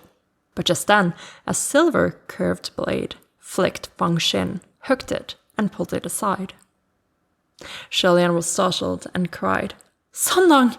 Qirong could see how badly Lian didn't want him to speak, and how desperately he didn't want Lang Chencho to hear the story. So Chirong had to do the opposite. He grabbed his chance. Prince Anle was our good Shanle boy, very obedient. He heeded my instructions to become false friends with you, but your Shifu bumped into us clearing out the young ants' rat's nest at the Gilded Banquet. Anle escaped. You rushed to the Gilded Banquet and saw what happened. The State Preceptor Feng Xin became the most wanted man in the kingdom. That's the story. Not a word of it a lie. Lianlian tried to charge forward to shut his mouth a few times, but he was stopped by Hua Chang every time. Lianlian cried again, San Long! However, Hua Chang didn't say a single word, and he continued to block Lianlian. The more Lianlian wanted to charge over, the faster Chirong's lips moved. But you know, this saintly cousin of mine, when he saw with his own eyes the people of Shanla committing murder, he must have thought, how can this be? That's not right. So he went to find Prince Anle to educate him a little, but when he sought him out, my God, what did he discover? Anle's massive plot. The plans didn't stop with assassinating some thugs. There was no way our cousin could educate him. So he hardened his heart and killed the last scion of our royal house with his own hands.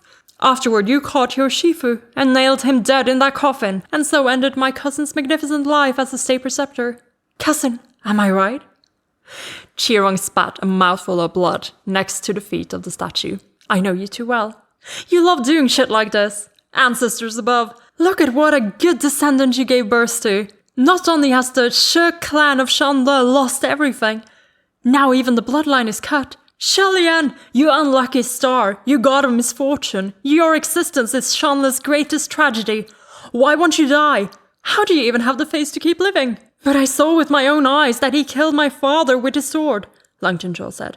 How do you explain that? If it's not your blind elderly eyes or water getting into your brain, then I can only think of one reason, Chirong replied, which is that Anle indeed stabbed your old man, but he didn't die. Then, did he finish him off? Chirong howled. What are you saying? My good cousin is such a kind soul, as if he would ever do that straight off. When he arrived, he'd be too abashed to finish the king off right away. He'd have to do a little show of trying to save the poor guy first. But your dad probably killed himself. What do you mean, killed himself? Lang Chencho demanded. What's the first thing someone saved from an attempt on their life would do? Chirong asked. After seeing so many massacred at the Gilded Banquet, what would your first reaction be? Lang Chencho still hadn't completely figured it out. Find the murderer. Wrong, Chirong said. After my good cousin saved your old man, and he found his breath, he would have certainly said, Quick, State Preceptor! It was Prince Anle who did it! Go and kill Prince Anle! No, not just that. He must have said something worse, like, State Preceptor, call upon everyone! I want the entire population of Shanle wiped out! I want to bury them all with the dead! His imitative tone of despair and fury was disturbing to listen to, and Lang Chencho was growing paler by the minute. Yeah, in the donghua, this is framed as the flashback, as if we're kind of experiencing it from Lianlian's point of view, but it is really just Chirong telling the story as he imagined it might have happened. And I'm guessing that the way that it's framed in the donghua is trying to tell us that, yeah, he was pretty much spot on. Like, I'll give that to him. He figures things out pretty quickly. He's not that dumb. Like, it seems he understands people a little bit. Or at least is very good at predicting what people will do during moments of duress. Which kind of tracks. Like, Lianlian has already described that he used to push buttons when he was still alive. So if he has a lot of experience with pushing buttons, then yeah. I think Chirong's good at figuring these sort of things out, even if he's really crude about the way he's doing it. Chirong continued. Even if he doesn't order for their deaths on the spot. Anle also had the entire nest of your old hag's relatives killed in front of the old coot, so sooner or later he would have to open fire on the people of Shanle. Your good Shifu realized this, weighed the options and decided no.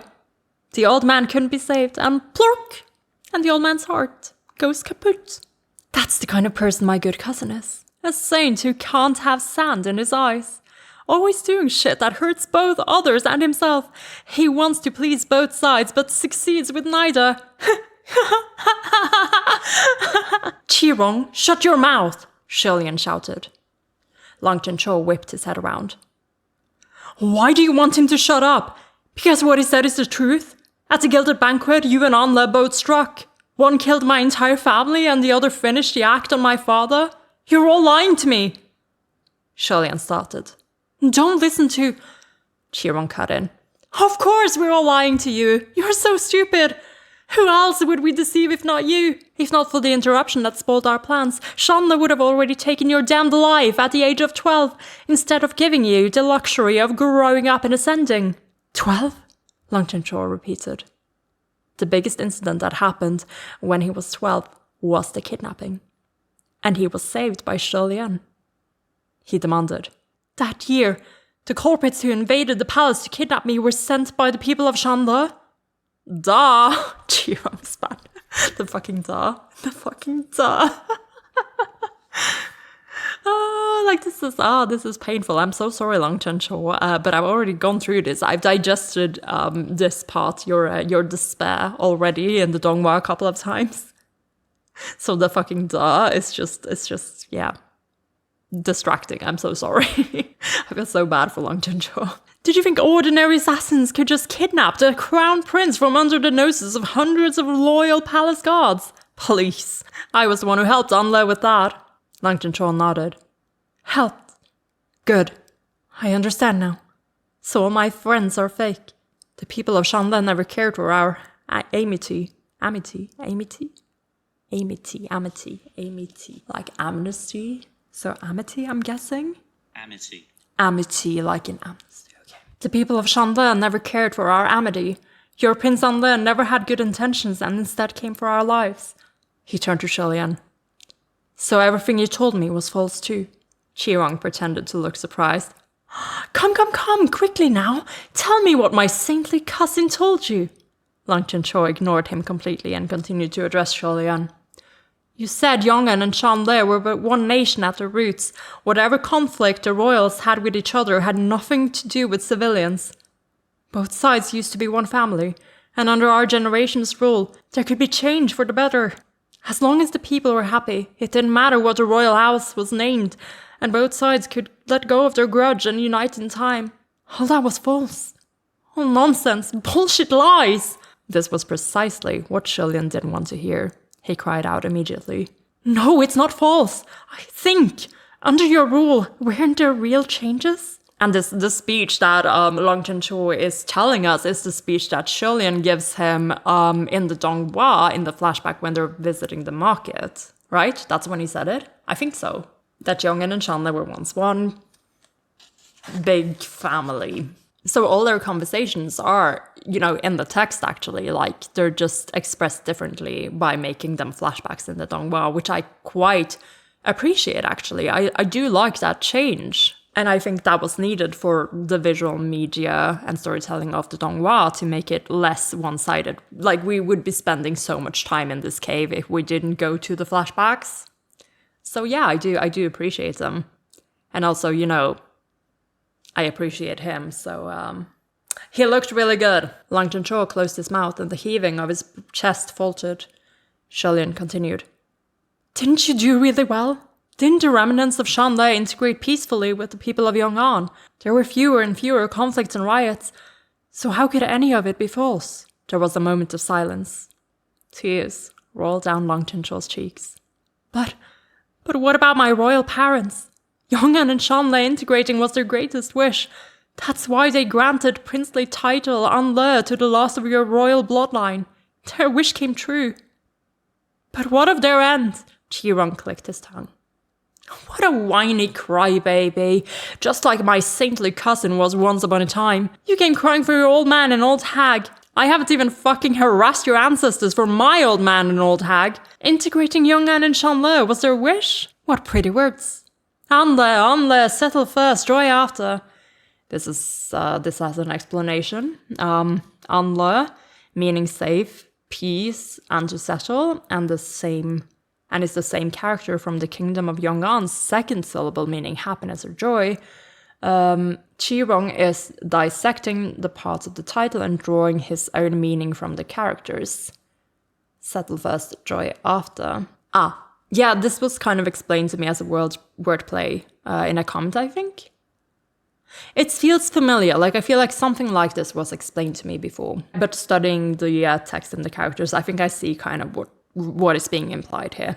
Qirong continues. Do you think I can't tell that it means you Yong'an dogs want to walk all over the heads of Shanle for the rest of our lives? Shilian yelled angrily. Qirong, stop your madness! Lang Chencho, on the other hand, glowered at Qirong, with tears still falling from his eyes. You're the mastermind behind the massacre of my clan. And you're part of the plot behind the gilded banquet too, Qirong snickered gleefully. Yes, I'm part of it. Hanle was part of it as well. And your Shifu. We 3 people of Shanle all had our part. Unexpectedly, midway through his laugh, Lang Chencho's greatsword swung down and struck. Qirong yelped and was sliced into 2. It was an exceedingly gory scene.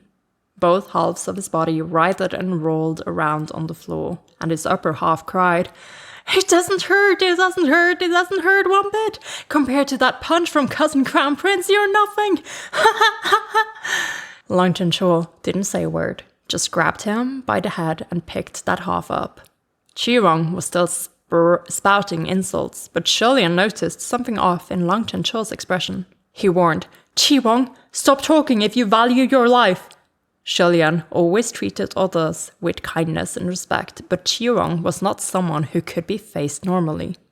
Shilian knew this truth profoundly. Every time he had to face Qirong, Shilian's normal politeness disappeared, and he unconsciously started being rude himself. Lang Chencho dragged Qirong's upper body to the giant boiling, bubbling cauldron. Do you usually use this cauldron to cook humans? As Qirong's mangled carcass was dragged around, it painted a thick trail of blood on the ground. Yeah, so? Without another word, Lang Chencho let go of his hold. Cue screaming and laughing from Qirong. And it was, in fact, hard to discern whether Qirong was screaming or laughing. And the moment he was dropped into the cauldron, his flesh instantly split and burst open from the scalding heat. Shilian had not expected this development. His pupils shrank, and he blurted, Chencho!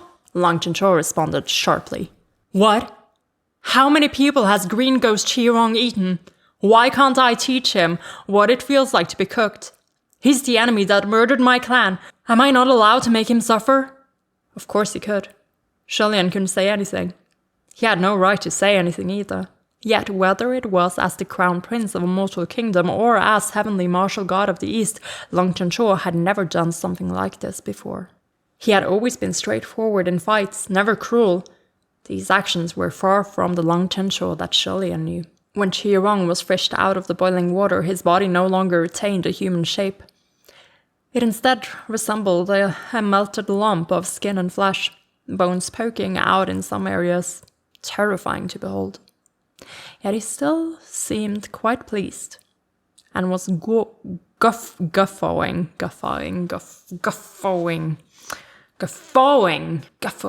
Another word I've always ever only seen written down. Guffawing. Is that it? Guffawing.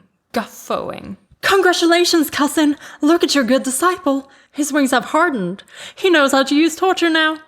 Lang Chencho released his hold, and Qirong was once again submerged into the bubbling cauldron. This time, when he was dropped, it seemed even his bones were dissolved by the boiling broth. Qirong didn't float up again, and only the remnants of some green cloth emerged on the surface. After a while, having still not seen his shadow, Shilian couldn't help but call out, Qirong! His younger cousin, once upon a time, couldn't shut up about his cousin the Crown Prince, idolizing and praising him for everything he did. However, after the fall of Shanle, he turned into a complete madman. He led the burning of Shilian's temples and desecration of his palaces, and he commissioned the kneeling crown prince statues everywhere, affixing them as thresholds. To make Lianlian suffer, he would do anything at any cost. Lianlian had done his best to put up with that behavior, and if it involved others, he did his best to obstruct it. Until finally, when he could no longer tolerate it, he had to stay away and practice the idea of out of sight, out of mind. Okay, this is an implication that Qirong indeed was around after the fall of Shandla, like alive. And that, his behavior changed with the fall of Shandla, like his madman sort of things like that Lianlian is so familiar with, is in the time period after the fall, up until when Lianlian just had to start staying away from him.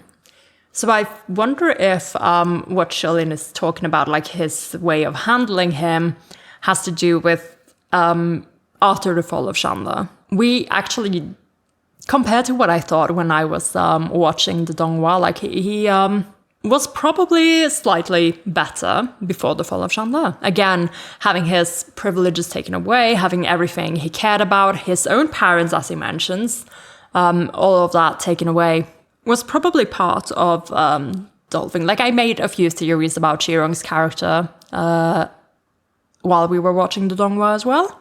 And he is definitely a character that is based on pride. Just the fact that Lianlian knows how to push his buttons here. In every single instance of it, it is because of some sort of pride. And whenever he lashes out, it is when that pride is being hurt or stomped on. So yeah, there's a degree of narcissism and a degree of pride in his character. But as with all people, Qirong too, once upon a time, was a child. That is not to say children should not be held accountable for terrible things that they might do.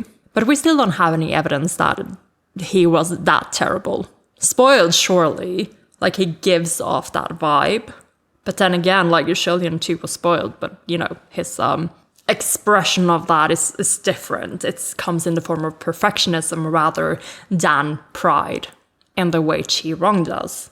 Though I'm sure Lianlian too has, a certain amount of pride and some proud moments that we're gonna encounter.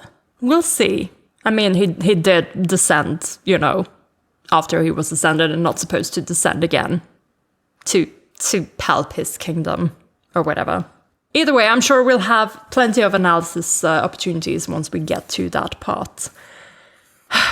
Afterward, they lost touch for many years, and Lianlian thought that Qirong had passed away.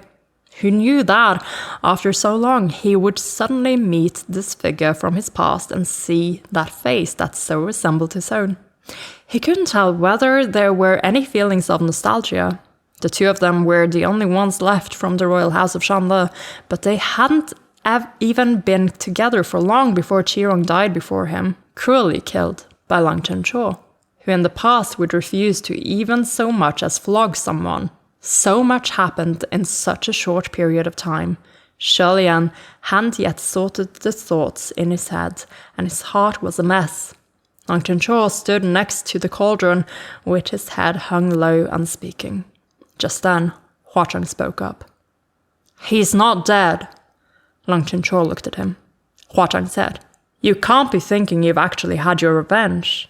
You only killed one of his many clones. If you want to exterminate him completely, you need to find his ashes." "Thanks for reminding me," Lang Chen-cho said coldly. "I will definitely capture him with my own hands and use his ashes to pay my respects to my king father and queen mother. Once that's over, I will come and settle things with you, state preceptor. Don't you dare think about running away again." As soon as he spoke, he gripped his great sword and struck, slashing the cauldron, then turned abruptly to walk away. Boiling water spilled from the cauldron, and broths filled with slivers of bone poured onto the ground. Lianlian wanted to chase after him, but he knew that it wouldn't be of any use. He halted, standing still, with nothing to say. Hua-cheng approached him. "He just found out the truth, so it'd be better to leave him alone to cool down."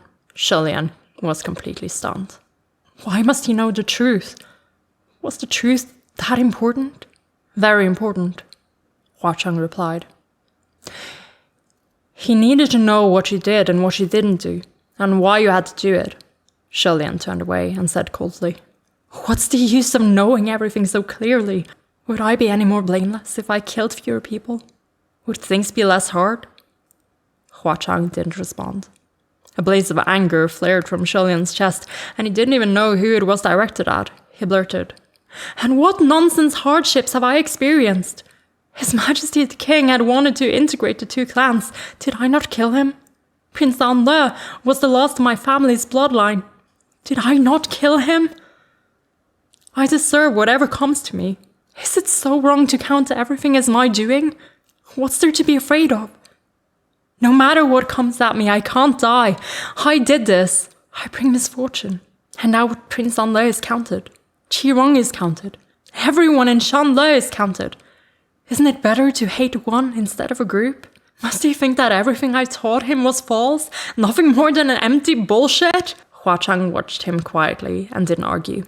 The two stared at each other, and suddenly Lianlian covered his face with his hands. "I'm sorry." Oh my god, I hate this. I'm sorry, Sanlong, I've gone mad. I'm sorry. "It's nothing, it's my fault," Hua Chang said. "No, it's not your fault. This is my problem." Lianlian slumped to the ground, holding his head. What a mess. What a disastrous mess. After a moment, Hua Chang sat down next to him. "You weren't wrong." Lianlian kept holding his head and said nothing. Hua Chang continued. "The Yong'an king was killed to protect the remaining people of Shanle. Prince Alta was killed to protect the two clans from fighting. In the end, in dying at the hands of Long Chencho, the murderer faced justice. 3 lives exchanged for centuries of peace. That's worth it. If it were me, I would have done the same. Listen to me." His voice was full of conviction, leaving no room for doubt.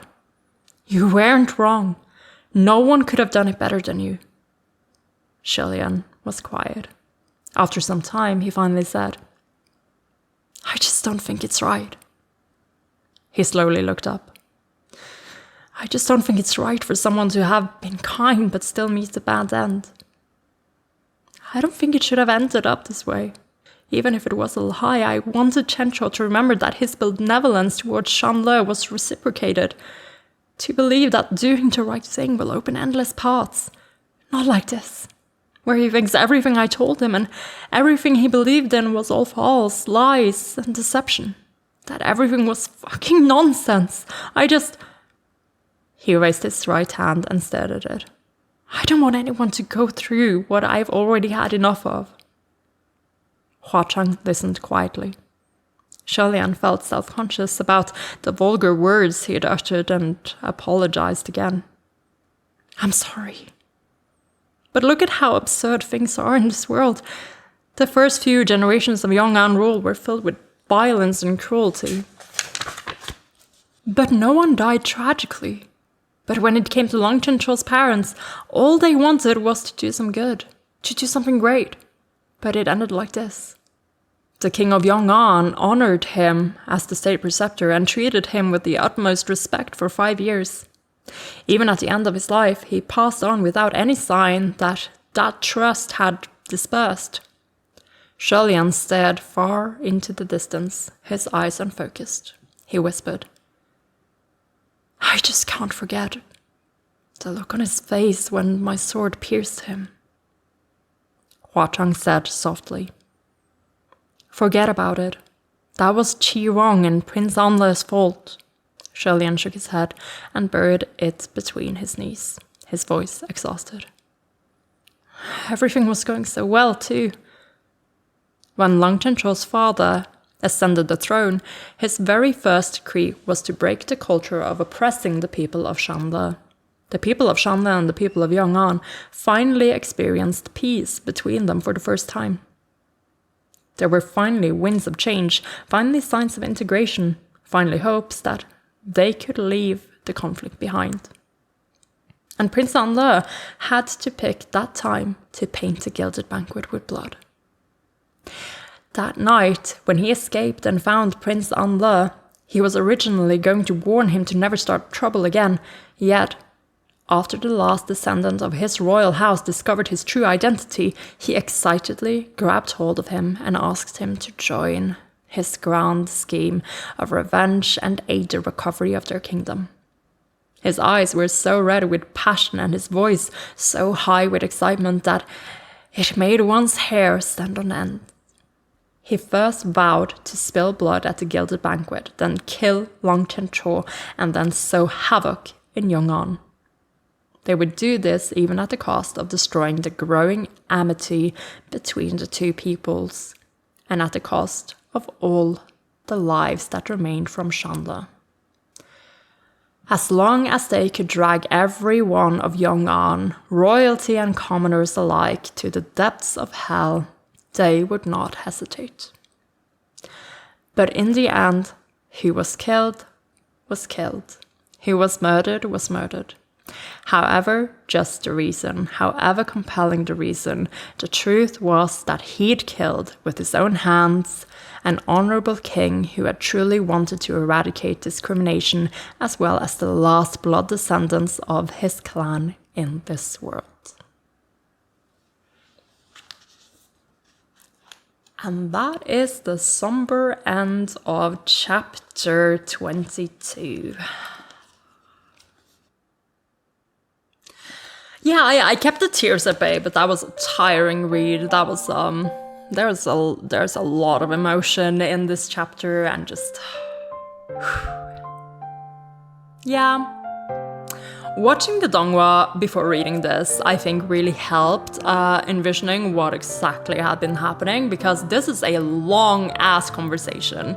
I kind of actually wish that there would have been, like, this chapter would have been cut into pieces, and that you would have ended a chapter or began a chapter with a flashback that turns out to have been an explanation or something by a character.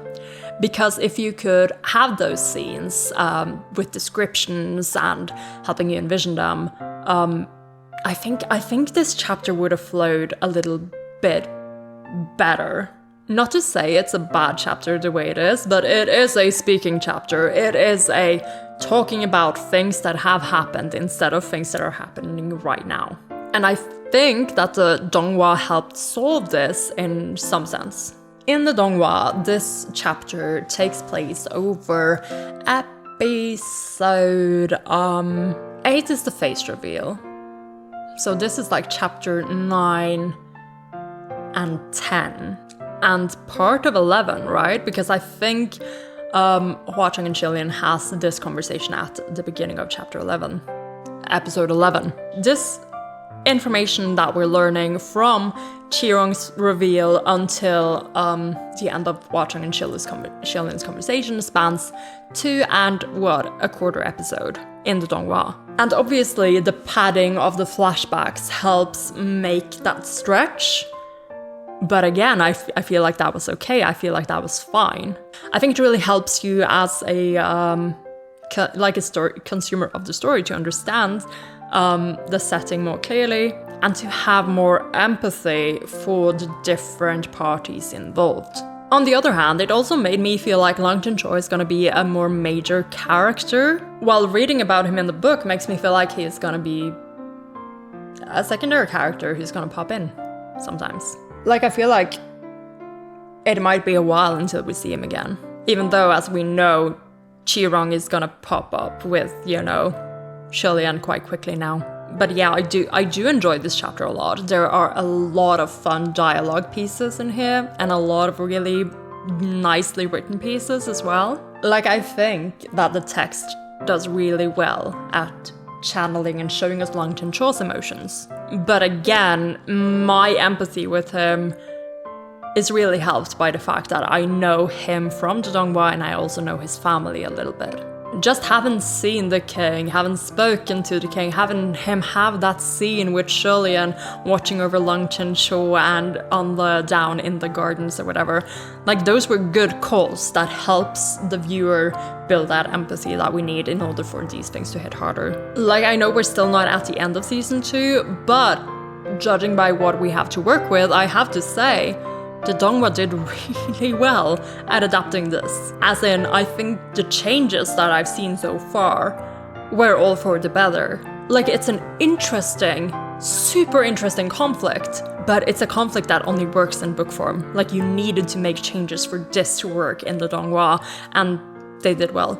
They did really well. Also, sometimes when I'm reading, I kind of get super into, like, the characters, but I feel like I'm trying to, like, unconsciously copy the voices I heard in the dub. So sometimes, like, I say a line and I feel like I'm trying to imitate, like, Lang Tuncho's voice actor, because he was one of my favorite ones in the English dub. It was just so fun. But also, like, yeah, Howard Wong and James Cheek as well. Like, I feel like I try to imitate them a little bit because I have fun doing it. Like, I hope it doesn't come across as obnoxious or anything. I'm just having fun with it, okay? As for what I'm doing with Chirong, I have no fucking idea. Someone said he kind of sounded British before, so I kind of just wanted to give him, like, my own voice, really. Like, that's with the thing with me and Chirong. Like, he curses so much. He's out cursing me in every video that I make, and I don't like that. So I feel like I have to assimilate, make him a part of me in a sense by giving him my voice, so that I get to be the person making all the cursing happen. Like, do we follow? Are we following? It makes sense in my brain, okay? That was a long ass chapter, and we didn't have a single thing to add to our tally, which is how you know it was a semi-serious chapter as well.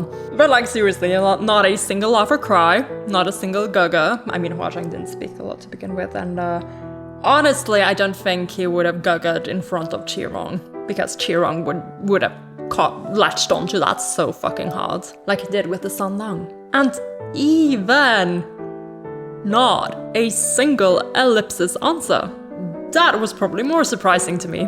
But either way, we do have a couple of more chapters to go before we are at the big divide. The big, like, the grey pages that divides season 2 from the short film, and hopefully season 3, I suppose. So will I have the stamina to get through both of them? I don't know, but the first one seems like it's at the halfway point, actually. You know what, I'm probably going to make myself go through both of them. But I am feeling one more chapter. We have to end this somberness, sobriety. We have to get some more Hualien feels in. Because I am dying to get to that moment in season 2, episode 11, where Sholian starts having the thoughts of, Sandang, are you maybe a part of my past? I'm dying to see what that is like in the novel. So I'm gonna find that out just, like, you know, right now. So let's settle in again and roll into chapter 23. In the cannibal's lair, Ghost King faces heavenly officials. Sholian turned his head to look at that dejected-looking kneeling statue. Chirong was right about one thing. I am quite a failure. Don't believe the words of useless trash like him, Hwa-Chang said quietly. Other than being good at not dying and running away, he's got nothing going for him. He couldn't even level up to a supreme after 800 years. Even beating him up would only dirty your hands. Sholian's lips jerked upward with the thought. Wasn't he the same? Only good at not dying and running away, even after 800 years. He'd only gotten this far, which was nowhere. When he first saw Lang Chen-cho as the martial god of the East, a high-ranking heavenly official but still maintaining his old character, still straightforward, still falling asleep in boring meetings, he felt rather gratified. Yeah. However, who knew he would change from now on? He went off in pursuit of Chirong. Once that was done, how would he end things with Sholian? Sholian rose to his feet and slowly walked to the statue. He faced it head-on. That face was indeed exactly the same as his own, only it was curved with a sorrowful expression. Its face covered in tears, contorted and scrunched up, extremely ugly. After staring at it for a moment, Shelian sighed and placed his hand on its head, pouring in a powerful pulse of energy. When he removed his hand, 2 long crevices crawled over the cheeks of the statue, and soon after, the crying face broke apart. The statue collapsed and crumbled into innumerable small rocks and fell to the ground, never to be restored. When Shelian turned around again, his usual gentle, serene expression had returned. He rubbed his forehead and said, "There are probably still humans hidden in Qirong's lair. I'll go find them and release them." Hua Chang stood up too. "Let's go." During the ruckus earlier, all the little green lantern ghosts in Qirong's lair had fled, and those who hadn't were hidden in the shadows, afraid to come out. The two searched all over, nabbing a couple of unfortunate little ghosts along the way and forcing them to guide them to the many caves used for storing fresh food. Counting roughly the number of people Qirong had captured for consumption was, shockingly, no less than 300, all villagers living near or travelers passing by.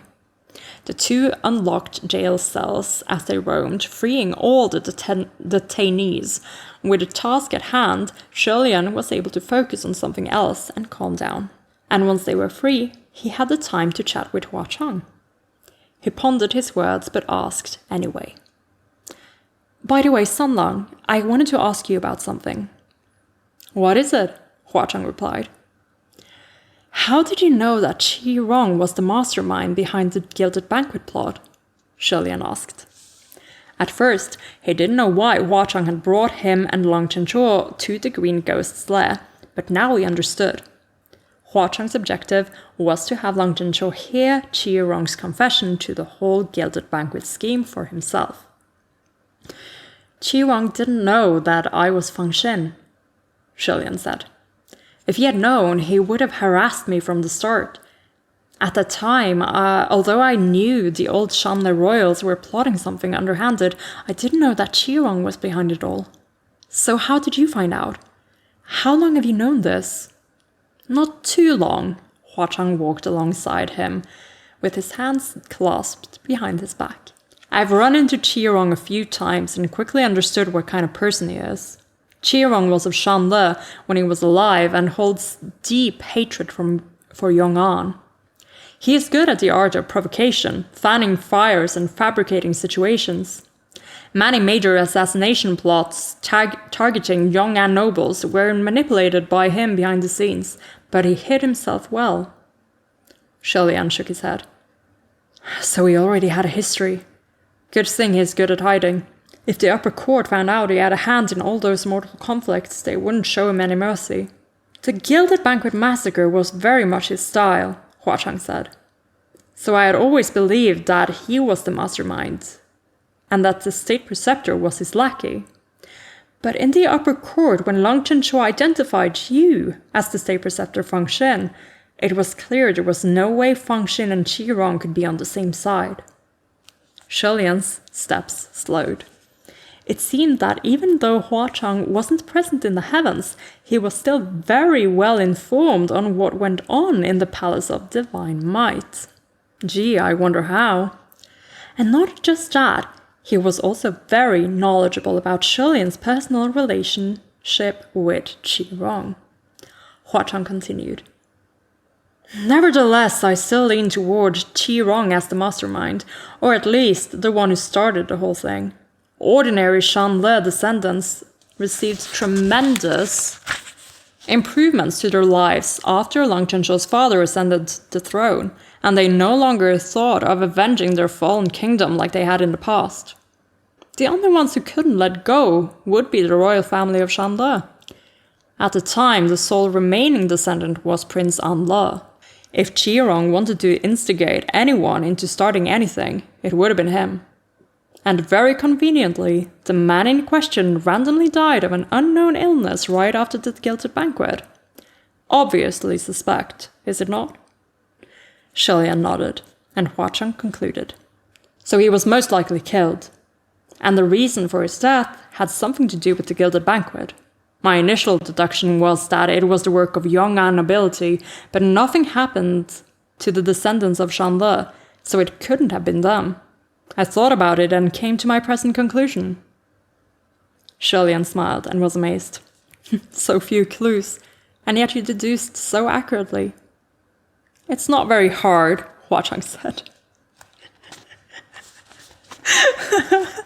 Sanlang, did you just deduce the truth behind the 300-year-old royal massacre that you weren't even present at?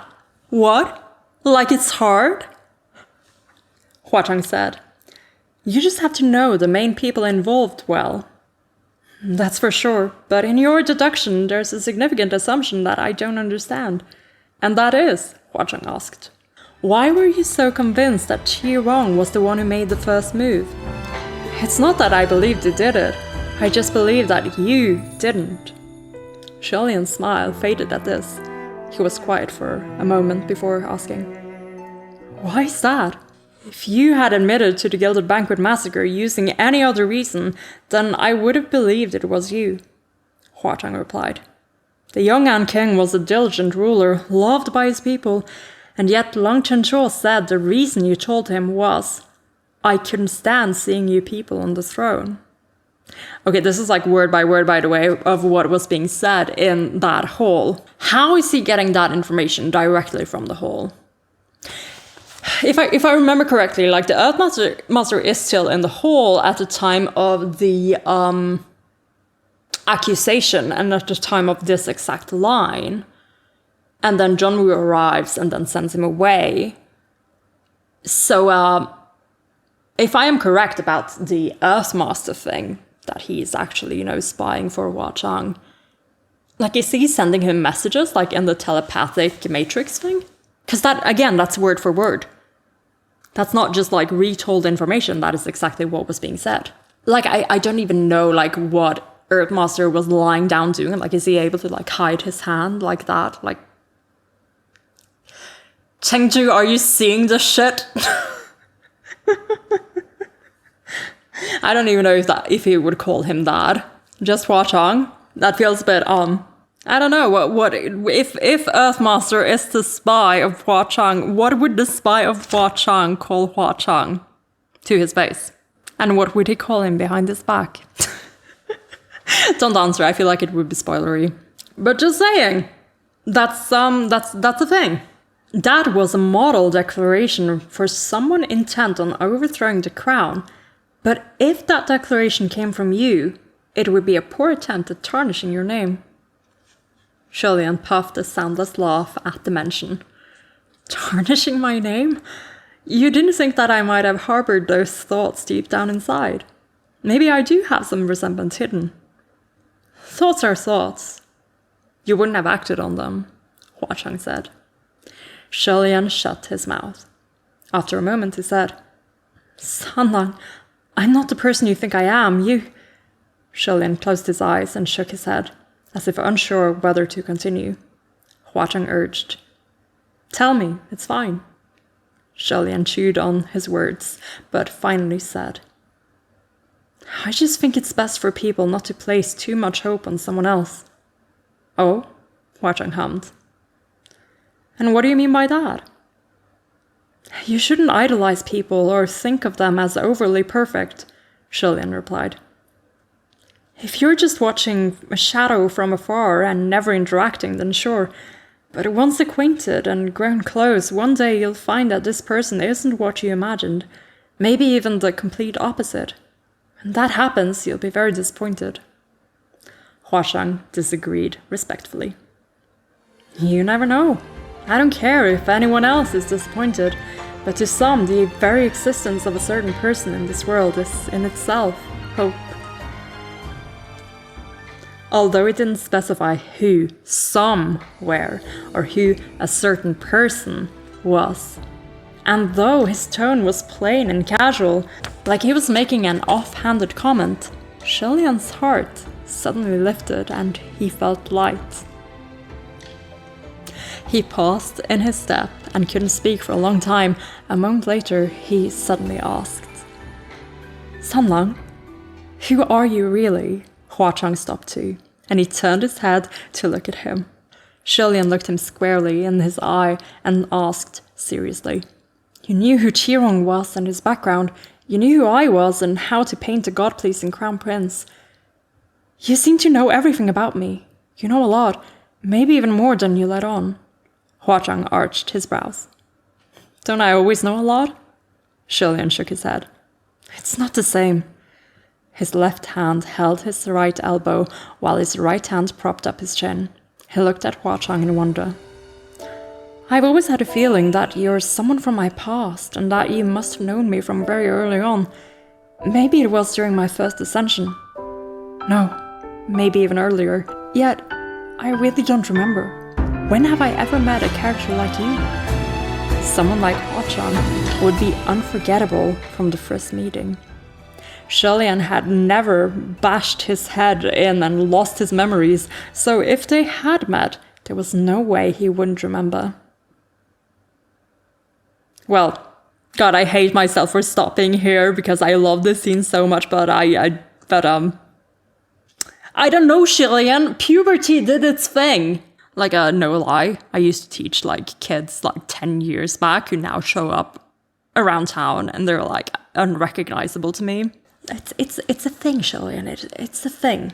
And also a bath. Like, literally, you've only ever met this kid / this soldier, if my assumption is correct about the battlefield thing. Well, he's, like, full of grime, dunked in mud. A shower and a nice change of clothes changes people. Anyway, sorry for the interruption. Let's get back to the scene, the one I've been waiting for. Shilian gazed at him, fixed and somewhat bemused. Who are you exactly? Have I met you before? Huachang didn't answer, but his lips lifted softly. Shilian immediately returned to his senses and realized that his questions were extremely inappropriate. No, Shilian, no! but his lips lifted. Huachang was like, yeah, caught a little bit off guard, but you know, in the sense of, yes, you're spot on, your highness, and I think he's actually a little bit happy about it. Being recognized like that, you know? Even though he hasn't actually recognized him yet. But like to Huachang, that must be like the biggest fucking thing. So anyway, Shilian thinks that his questions are apparently extremely inappropriate because a ghost's real name was usually a secret. Not counting unfathomably abnormal cases like Qirong, a ghost usually wouldn't tell it to anyone. Shilian hurriedly said, I'm sorry, don't mind me. I was just asking. You don't have to answer me. Who you are doesn't matter. Just then, Huachang's eyes squinted. Shilian sensed something as well and looked back. From nearby, in the caves behind them, came the sound of a noisy chatter and the clear, loud voice of a woman. Yeah, here they are, our unlikely duo, the General Non-Yang and the Windmaster herself. I told you my powers are stronger in my female form, and even my luck is better. Yet you still wouldn't let me. Do you see now? We rolled it right this time. It was Shi Qingxuan's voice. Shilian blurted out, Lord Windmaster! As he had guessed, a white-clad lady cultivator came sprinting out of a cave opening, and her eyes lit up when she saw Shilian. I found him! His Highness is here! However, she then saw Huachang standing behind Shilian, and her face fell immediately. She leapt backward and flashed the Windmaster fan before her, but before Shilian had the chance to say anything, a man's voice echoed from within the cave. Did you find him? Is everything all right? The voice approached quickly, and soon another figure appeared. It was Fang Xin. He had a long black bow in his left hand, and the moment he saw Huachang, he pulled back the silver bowstring on high alert. Huachang sneered and made no comments. Shilian hurriedly said, Put away your weapons, we can talk this out. The four had run into each other on the narrow path of the Green Ghost's lair, 2 against 2. Fang Xin had his bowstring fully taut. A strand of spiritual light formed into the shape of an arrow within his right hand, and he aimed it at Huachang. Fang Xin spoke first, his voice full of warning. Your Highness, come here! Fang Xin's bow was gifted to him by John Wu, named Fang Shan. Fengshen. Fengshen or function? Translates to God of Wind. This is new information for me. Gotta note that down so I can make a note of it next time. Gifted to him by John Woo. Because we know John Woo has gifted Lianlian things before, but now it seems like, yeah, okay, maybe he makes it a thing, like he gifts other gods things as well. Interesting. Or maybe that is sort of like an Ascension sort of thing. We recently watched the second Noja movie in the server in a watch party. And I remember that once a character ascended to immortality, they were allowed to, in this cultivation sect we were in, pick one of the items in this vault place. So maybe it's like something similar that we're encountering in TGCF as well. Like maybe new officials are usually gifted something from John Woo. In which case, I want to know what Muqing was given. So, Fengshen's bow was gifted to him by John Woo, named Fengshen. It was a rather troublesome spiritual device to face off against. Lianlian was afraid he'd shoot for real, and he rushed to stand in front of Hua Chang, shielding him. But unexpectedly, Hua Chang grabbed him from behind and pulled him right back.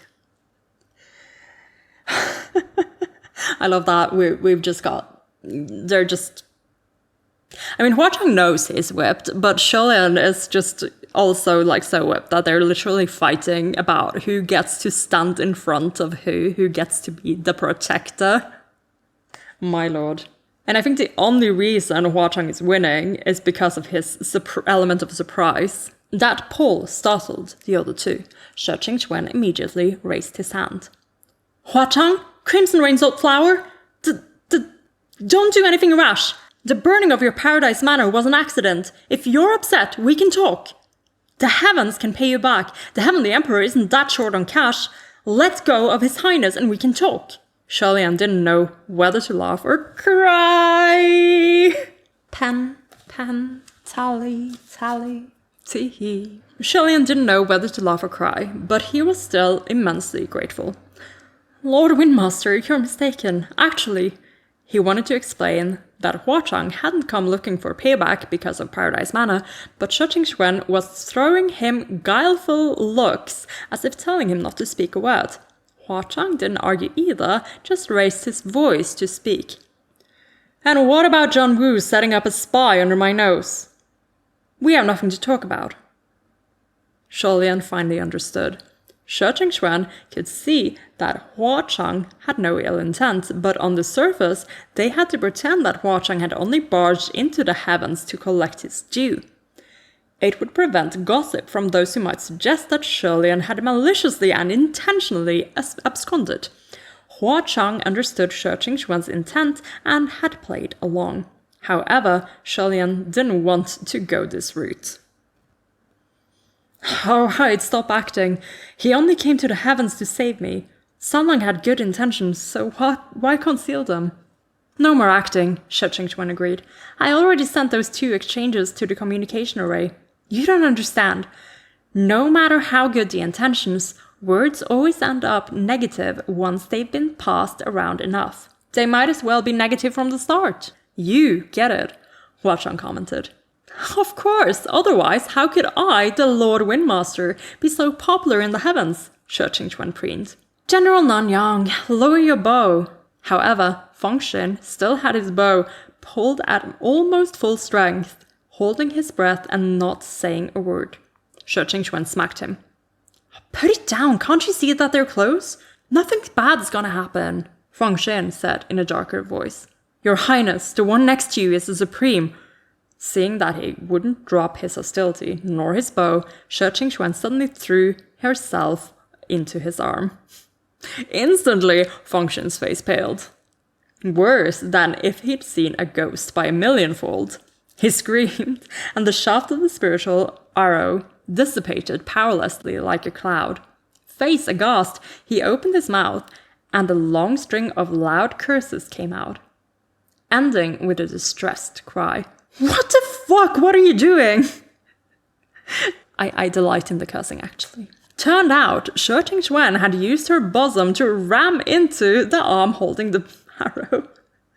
By the looks of it, that blow had thoroughly terrified Feng Xin. Shi Qingxuan swung her whisk back elegantly, carefree, looking as if she hadn't just done anything indecent. I haven't even asked you what you are doing.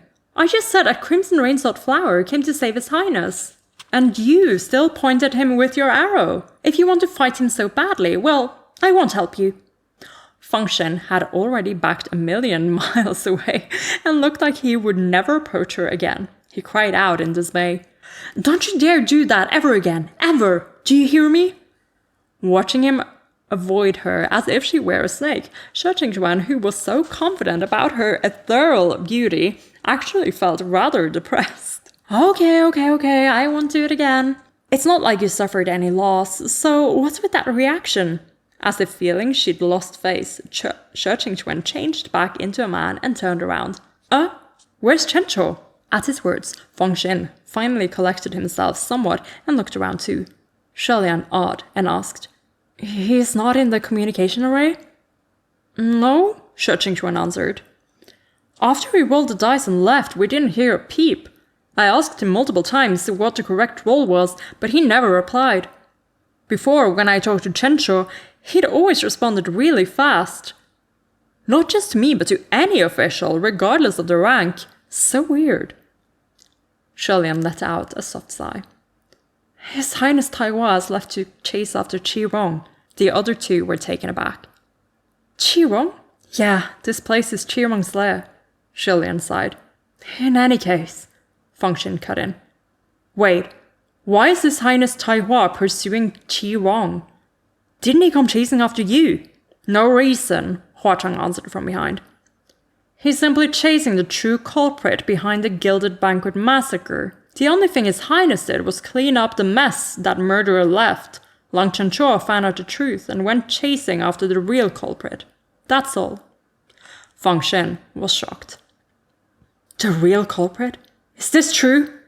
Lianlian didn't think he could explain it all again, and he certainly couldn't explain the complex details clearly in a rush anyway. So he just shook his head. It's not that simple. I'll explain more when we get back. Shi Qingxuan, although ignorant of the full story, was joyous. I knew there was a misunderstanding in all this. I've got such a godly premonition. Now, even if you return, you won't be detained. Good, Feng Xin said too, looking greatly relieved. He put away his bow, and the wariness he had shown also significantly decreased. Hua Chang, on the other hand, only snorted coldly. Did you know? Lianlian asked Feng Xin. That Qirong is... That Qirong? Feng Xin asked. Which Qirong? Who? Then he gave a startle. The one we knew? So you didn't realize it was him either? Lianlian remarked. Feng Xin's face went dark. No, I've never run into the green ghost himself and had always assumed the name was just a coincidence. What kind of dumbass would run around flaunting his real name? That's crazy. But the moment the words left his mouth, he instantly remembered that Qirong was indeed crazy.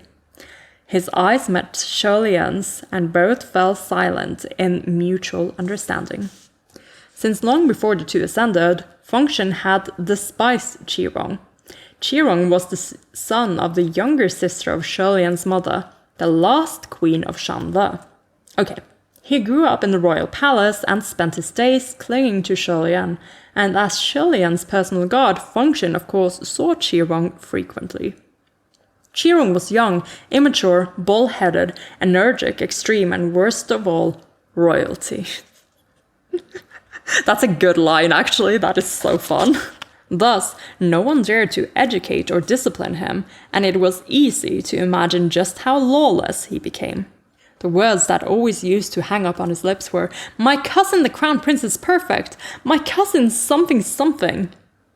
If anyone was even remotely disrespectful to Lianlian or gave him a sliver of a problem, it didn't matter who it was. Qirong would surely bag that person with a sack and beat them until they shat themselves. Oh my lord.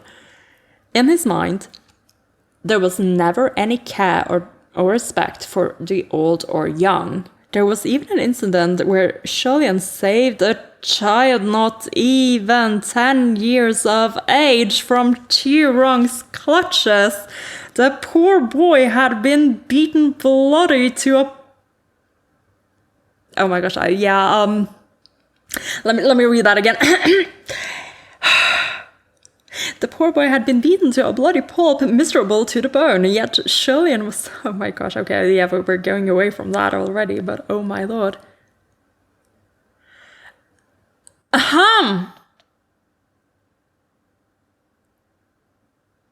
Yes, there are potentially thousands of children in Shanle. However, I only know of one child in Shanle that I remotely care about.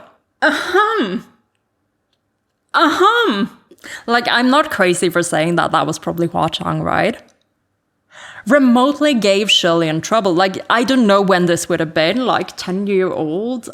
Is that a bit later than the fall from the wall?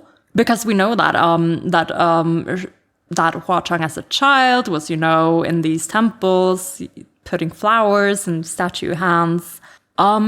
So it's not that far-fetched that maybe at some point Qirong saw Hua Chang in one of these temples, putting flowers, in the hands of the statue instead of giving like a proper offering, and would have taken that as like grave insult. Why you're not giving like, gold or whatever to the god of this country, of this, my cousin, the crown prince. That explains so much. That's gotta be it. That has to be one of the things, right? And now we have 2 references to these mysterious children in Shilian's past. Well, 3 if you count the first one in the prologue of him catching that one child. But yes, earlier in this book of him remembering that one starving child, and now of Shilian saved Hua Chang one more time. Wait, if he saved him now, was this before Ascension then?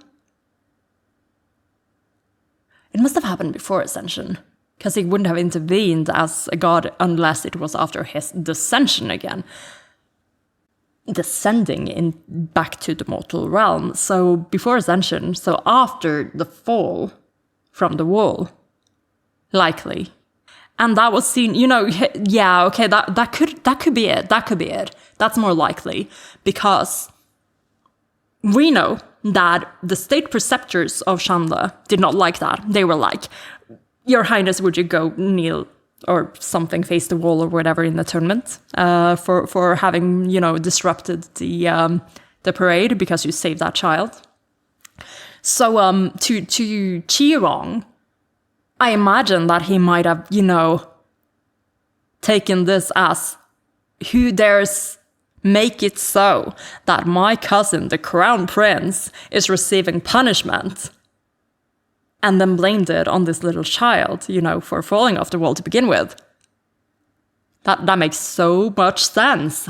There was even an incident where Shilian saved a child, not even 10 years of age, from Qirong's clutches. The poor boy had been beaten to a bloody pulp, miserable to the bone. Yet, Shilian was sympathetic to Qirong's circumstances. Plus, he was genuinely on Shilian's side, so even Shilian never disciplined him physically. Well, except for just now, in the previous chapter. Deserved. But if it was only lectures awaiting him, Qirong wouldn't change no matter how many times he was scolded. He was truly a headache. Feng Xin was a much more straightforward person, abrasive in his speech and not as patient as Shilian. Thus, he was constantly in dispute with Qirong or disobeying his commands. Because of that, Qirong also despised him and would always come up with new ways to get him in trouble, such as ordering him to run unreasonable errands. After Shilian ascended, Qirong became even more preposterous.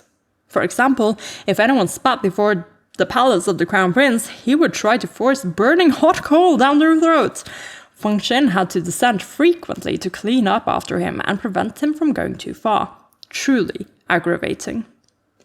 I love these little pieces of background story that we're getting here. This is so cool. I mean, I understand why it wouldn't have had space in the donghua. And knowing that this, is about to show up because we're going to the past. Like, this is probably the era we're talking about. Judging from the short film, the first short film, where we went to the prologue part, went to the festival, the grand parade on the Avenue of Divine Might, and then to post-ascension Lianlian and Huachang praying at his shrine, then yeah, like I feel like this will have a lot more spotlight once you get to what will be season 3. But as someone who's reading the book, this is so much fun. This is great. I love this. He'd always tell Lianlian, Qirong is ill in the head, and he's gonna incite chaos one day, and that was correct. If that's really him, then it's no surprise that he did it, Fengxin said. Shi Qingxuan was curious. What? Do you all know the green ghost? Lianlian nodded. He's my little cousin. Shi Qingxuan was shocked and crossed his arms. Well, ain't that something else? He's definitely something else, Lianlian agreed. I'm not talking about him, Shi Qingxuan said. I'm talking about you. Your Highness, look at you. The martial gods of the southeast and southwest are both your old buddies. The martial god of the east is your disciple. That knight-turning Green Lantern is your little cousin. Crimson Rains of Flower is your sworn brother. And I, Lord Windmaster, am your friend. Ain't that something? Lianlian smiled, thinking that the Windmaster certainly had a breezy character befitting his title. The moment the wind blew, all the gloomy clouds dispersed. However, when Huachang and Fengxin heard Crimson Rains of Flower is your sworn brother, both looked like they disagreed. Huachang raised his brows and Fengxin knitted his. Yeah, different reasons for disagreeing though. Fengxin would rather he not be Huachang's sworn anything, and I'm sure Huachang would rather he be sworn to him in very different ways. After a moment, Fengxin turned to Lianlian. If there's nothing else, you'd better hurry back to the Heavenly Court. Many of the heavenly officials have no idea what happened in that ruckus, and they're still waiting for news above. Zhenwu should have been informed by now. You need to report back and give them a proper account. Huachang laughed out loud at his words. What are you laughing at? Fengxin demanded. And here I was, marveling at how straightforward you are. But it turns out you like to beat around the bush too, Huachang said. You just don't want His Highness to associate with the likes of demons and ghosts like me, so why not say so openly? Think it's not your place? Lianlian cleared his throat softly. Sanlang, as long as you're aware that he shouldn't be associating with the likes of demons and ghosts, Fengxin said coldly. Huachang made no indication that he agreed or disagreed with that sentiment, and Lianlian intercepted, responding to Fengxin quietly. I will report in and give a proper account, but right now there are more important things at hand.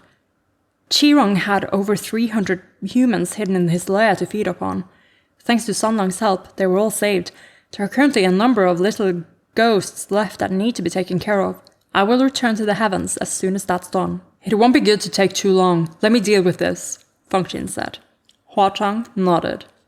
Judging by heaven's standards of efficiency, you'll probably finish handling it by next month. You say that as if you can handle it in an instant, Fengxin said. The two clashed measure for measure. Shi Qingxuan used his eyes to ask Lianlian, did something happen between the two of them? I would like to know as well. But Lianlian only shook his head. He was about to change the subject when Huachang took out an umbrella from who knew where. The umbrella was crimson red like maple leaves, vivid like fire. Huachang raised it with one hand and covered himself and Lianlian, reflecting a blushing red on their cheeks.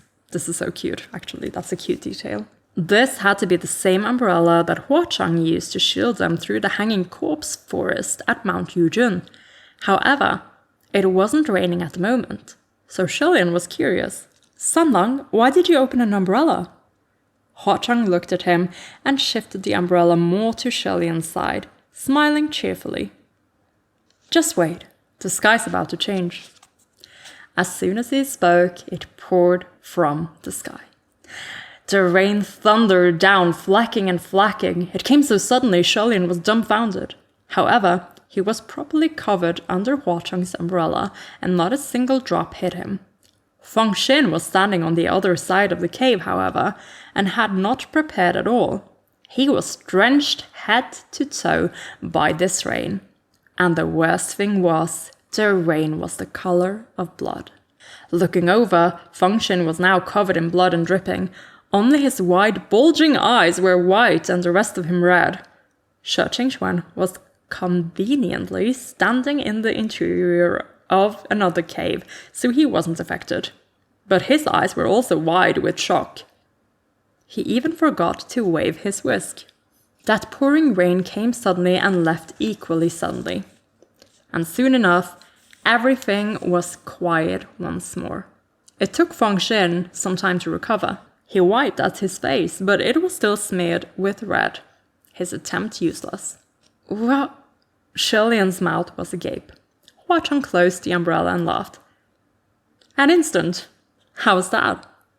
In the span of those 4 short words, he'd already taken a number of leisurely steps and was quite a distance away.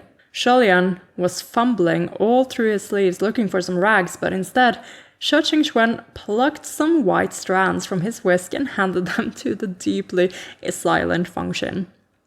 The moment Hua Cheng left, Shi Lian immediately sensed the void behind him and turned around in a rush, running a few steps after him. Okay, so we're immediately going to Hua Cheng leaving.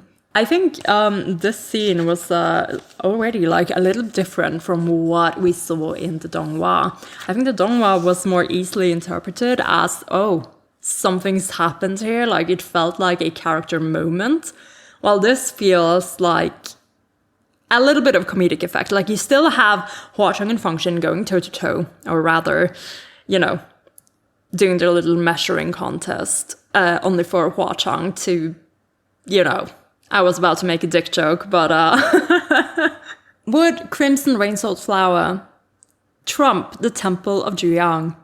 I'll leave that up for another fandom discussion, I suppose. But yes, we still get that little bit of a pissing contest, but Hua Cheng ending it with like, how's that for an instant? But Feng Xin's immediate reaction is more shock for comedic effect rather than the feeling you get watching him in the donghua. You get what I mean? Anyway, let's finish the chapter. Sanlang, are you going back to Ghost City? Hua Cheng turned his head. Aren't you going back to the Heavenly Court? He then added, half-jokingly. But if you want to follow me back to Ghost City, you're very welcome to. Shi Lian chuckled. Next time, he said sincerely. Next time, if there's a chance, I'll definitely visit Ghost City again. I'll help you lay bricks when you rebuild Paradise Manor. No need to lay bricks. Just sitting there and watching would be fine, Hua Cheng replied. Shi Lian's smile died a little. This thing with Chencho, despite how it went down, I should still thank you. He paused, then continued. I don't know what the right thing to do was, so maybe this wasn't such a bad outcome. You think too much, Hua Cheng said lightly.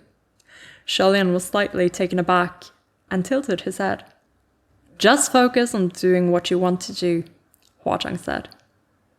After that, he turned around and waved his hand. Soon after, from within the mountains and under the moonlight, that crimson silhouette slowly disappeared from Shi Lian's sight. And that was the end of chapter 23. Holy smokes. Okay, so I actually really love that. Like, not only are we learning like supplementary things, but we're actually learning whole new things, and I am so excited about that. Actually, that got me really you could probably see like my energy levels go like there for a little second. Oh my god, that's gotta be it.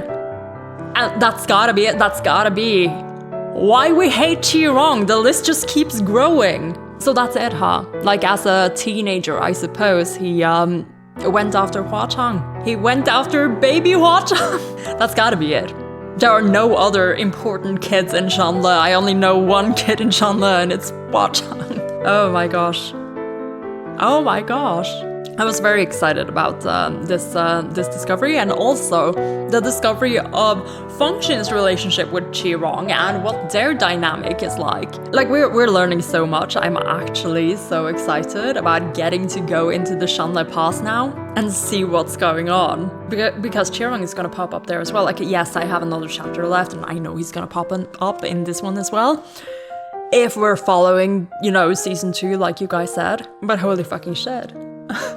Things are making a lot more sense. Things are making way more sense. So what we're seeing is Qirong survived the fall of Shanle. He didn't die in the fall of Shanle as I initially suspected. He is still alive for a little bit, and he died sometime after and had enough resentment to become a ghost, I suppose.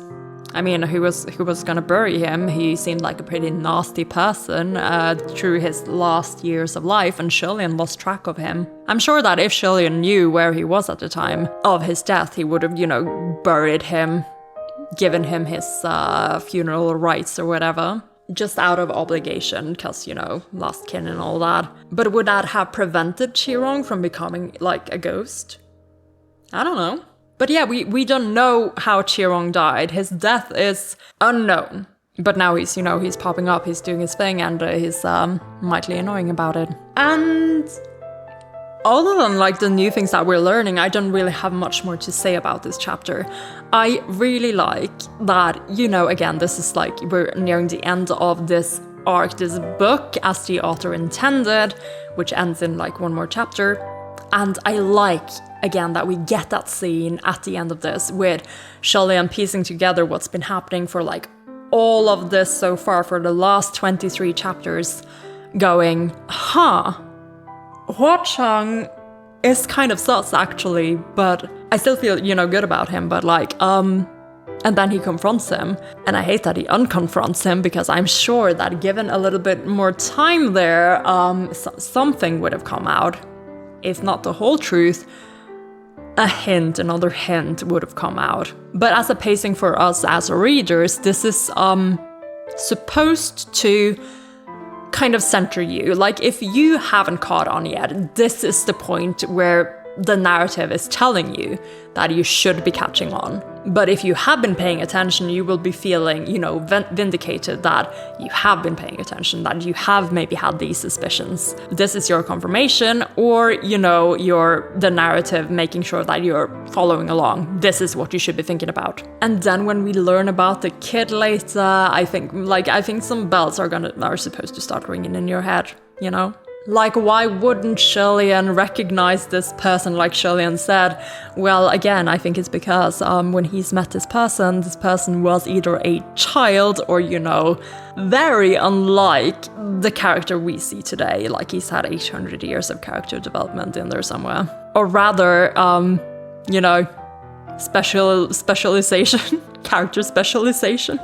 Like, you can fit a lot of events in 800 years, is what I'm saying. And Hua Chang obviously filled it with competency. He got book smart in addition to his street smart. Learned how to fight. I don't know if he was a very good fighter. I mean, it seems like he died in the war. I don't know. He had the virtual, though. Like, he had the enthusiasm to fight for His Royal Highness. But we don't actually know if he was very good at it, being, you know, a child from the slums. He would have been learning on the battlefield, is what I'm guessing. And that's like, like, he could have a little bit of that mooching story arc with him as well. You know how mooching was a servant who observed, you know, the cultivation hall place. What's it called? The Royal Cultivation Hall. I don't remember the name. Where Lianlian trained. Like, he observed the others training there and did all the moves things with the broom or whatever. Was it with the broom? He was practicing anyway before Lianlian was like, oh, he's actually maybe talented. Preceptor, please let him train here. Like, I imagine Hua Chang might have maybe done something similarly, you know, before Lianlian descended.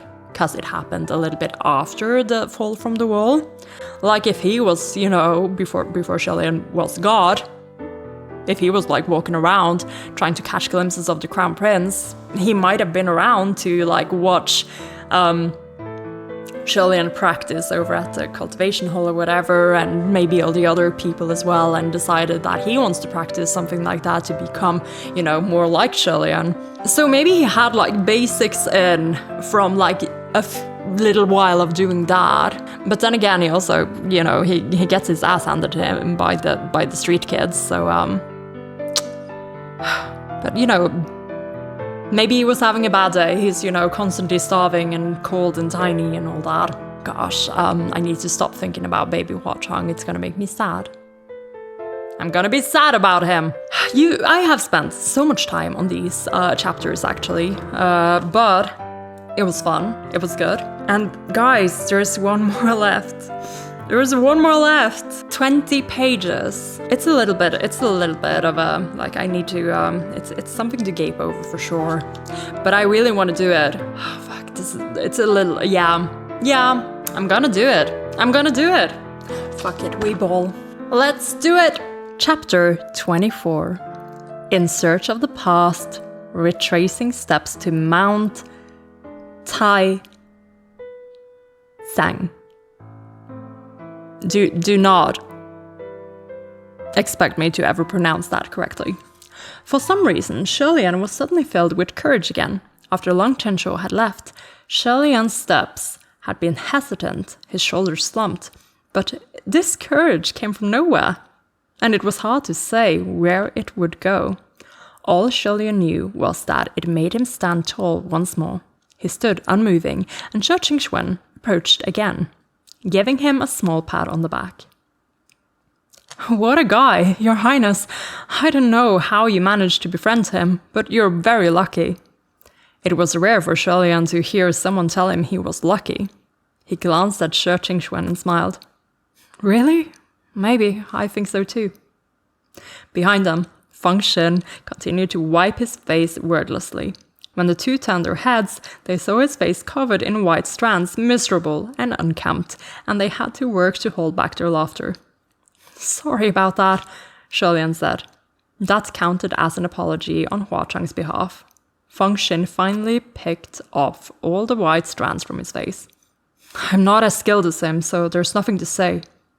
The three of them then conducted a final sweep of the caves, double-checking to make sure there were indeed no more humans or anything else left behind before riding a draft of wind back to the Heavenly Court.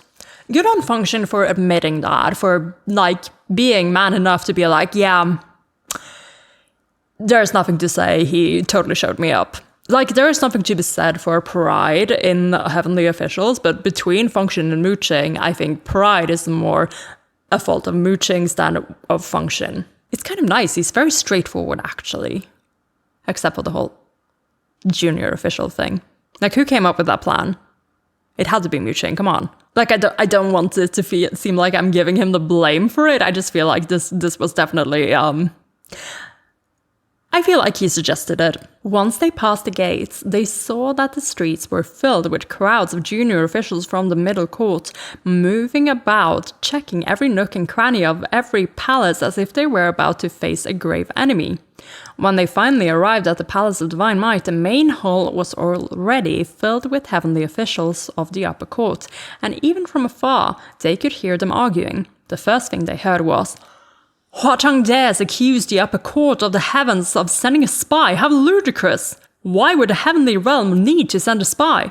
Shirley and Zhe Qingxuan cleared their throats lightly when they heard. Sending a spy was most likely the truth. Nothing had been settled yet, and the officials already couldn't wait to start blathering. If the accusation was indeed true, wouldn't they be putting their foot in their mouth? Indeed. The three entered the hall with Zhe Qingxuan in the lead. When the crowd saw him, they greeted, The Lord Windmaster has returned! Thanks for your hard work! But all eyes were on Shirley. They were about to press for more, but saw Feng Xin emerge from behind them, looking like he had crawled out of a bloody pond, his face dark. Everyone was frozen to the spot and immediately turned their eyes away. After all, no one wanted to be loudly cursed out in the great hall. Only Mooching held his gaze. He not only didn't care to avoid him, but he purposely stared, his intent more than obvious. Lianlian raised his eyes and saw Junwoo seated above on his throne. With a hand propping up his head and fingers pressed against his temple, his eyes were closed and he looked exhausted. Lianlian could understand exactly how he felt. In the past, there might not have been any conferences or meetings of this sort for months at a time, but with all the incidents that had happened recently, the Palace of the Divine Might was filled to the brim time and time again. It was as if there was a situation every day, and they'd have to convene twice for each. If Lianlian were in his shoes, he'd be tired too. Besides, there were many that wanted to have their voices heard, and they babbled away. One of the officials exclaimed, "He came and went as he willed. Scary to think he was able to connect the Palace of Shanle to somewhere else. Now that he showed he can easily kidnap His Highness who offended him, who knows if he'll kidnap any other heavenly officials? We can't possibly let this go. We need to stop him right now." If this were the mortal realm, it would be akin to a rebel digging a tunnel beneath the royal palace and sneaking about freely. Of course, people were uneasy. No wonder the middle court officials were busy searching and safeguarding the grounds. Yeah, but it's okay though. You do think too highly of yourself, Mr. Heavenly Official, Miss Heavenly Official. They all do. They all do though. They think very highly of themselves. Mooching, on the other hand, had something else to say. He said coolly, "Huachang has so many devotees, and he lords over Ghost City. Something minuscule like burning his paradise manor would be nothing to him. He might not have broken into the heavens just because His Highness offended him." Xuan immediately countered. "General Xuanzhen, you're mistaken. Everyone heard Huachang admit it himself. Speaking of, which general is responsible for security this month? Isn't it a dereliction? Dereliction? Dereliction? Dereliction. Dereliction, the state of having abandoned and become dilapidated. The shameful failure to fulfill one's obligations. Dereliction. Dereliction. Isn't it a dereliction of duty that the Palace of Shanle had the connection spell cast upon it without that general even noticing? Pei Ming had been standing quietly on the side, unperturbed and with his arms crossed. When he heard Xuan, he spoke up. "Me." Xuan had accidentally remembered wrong and thought it was mooching on duty. Oh my god. Seriously, Xuan?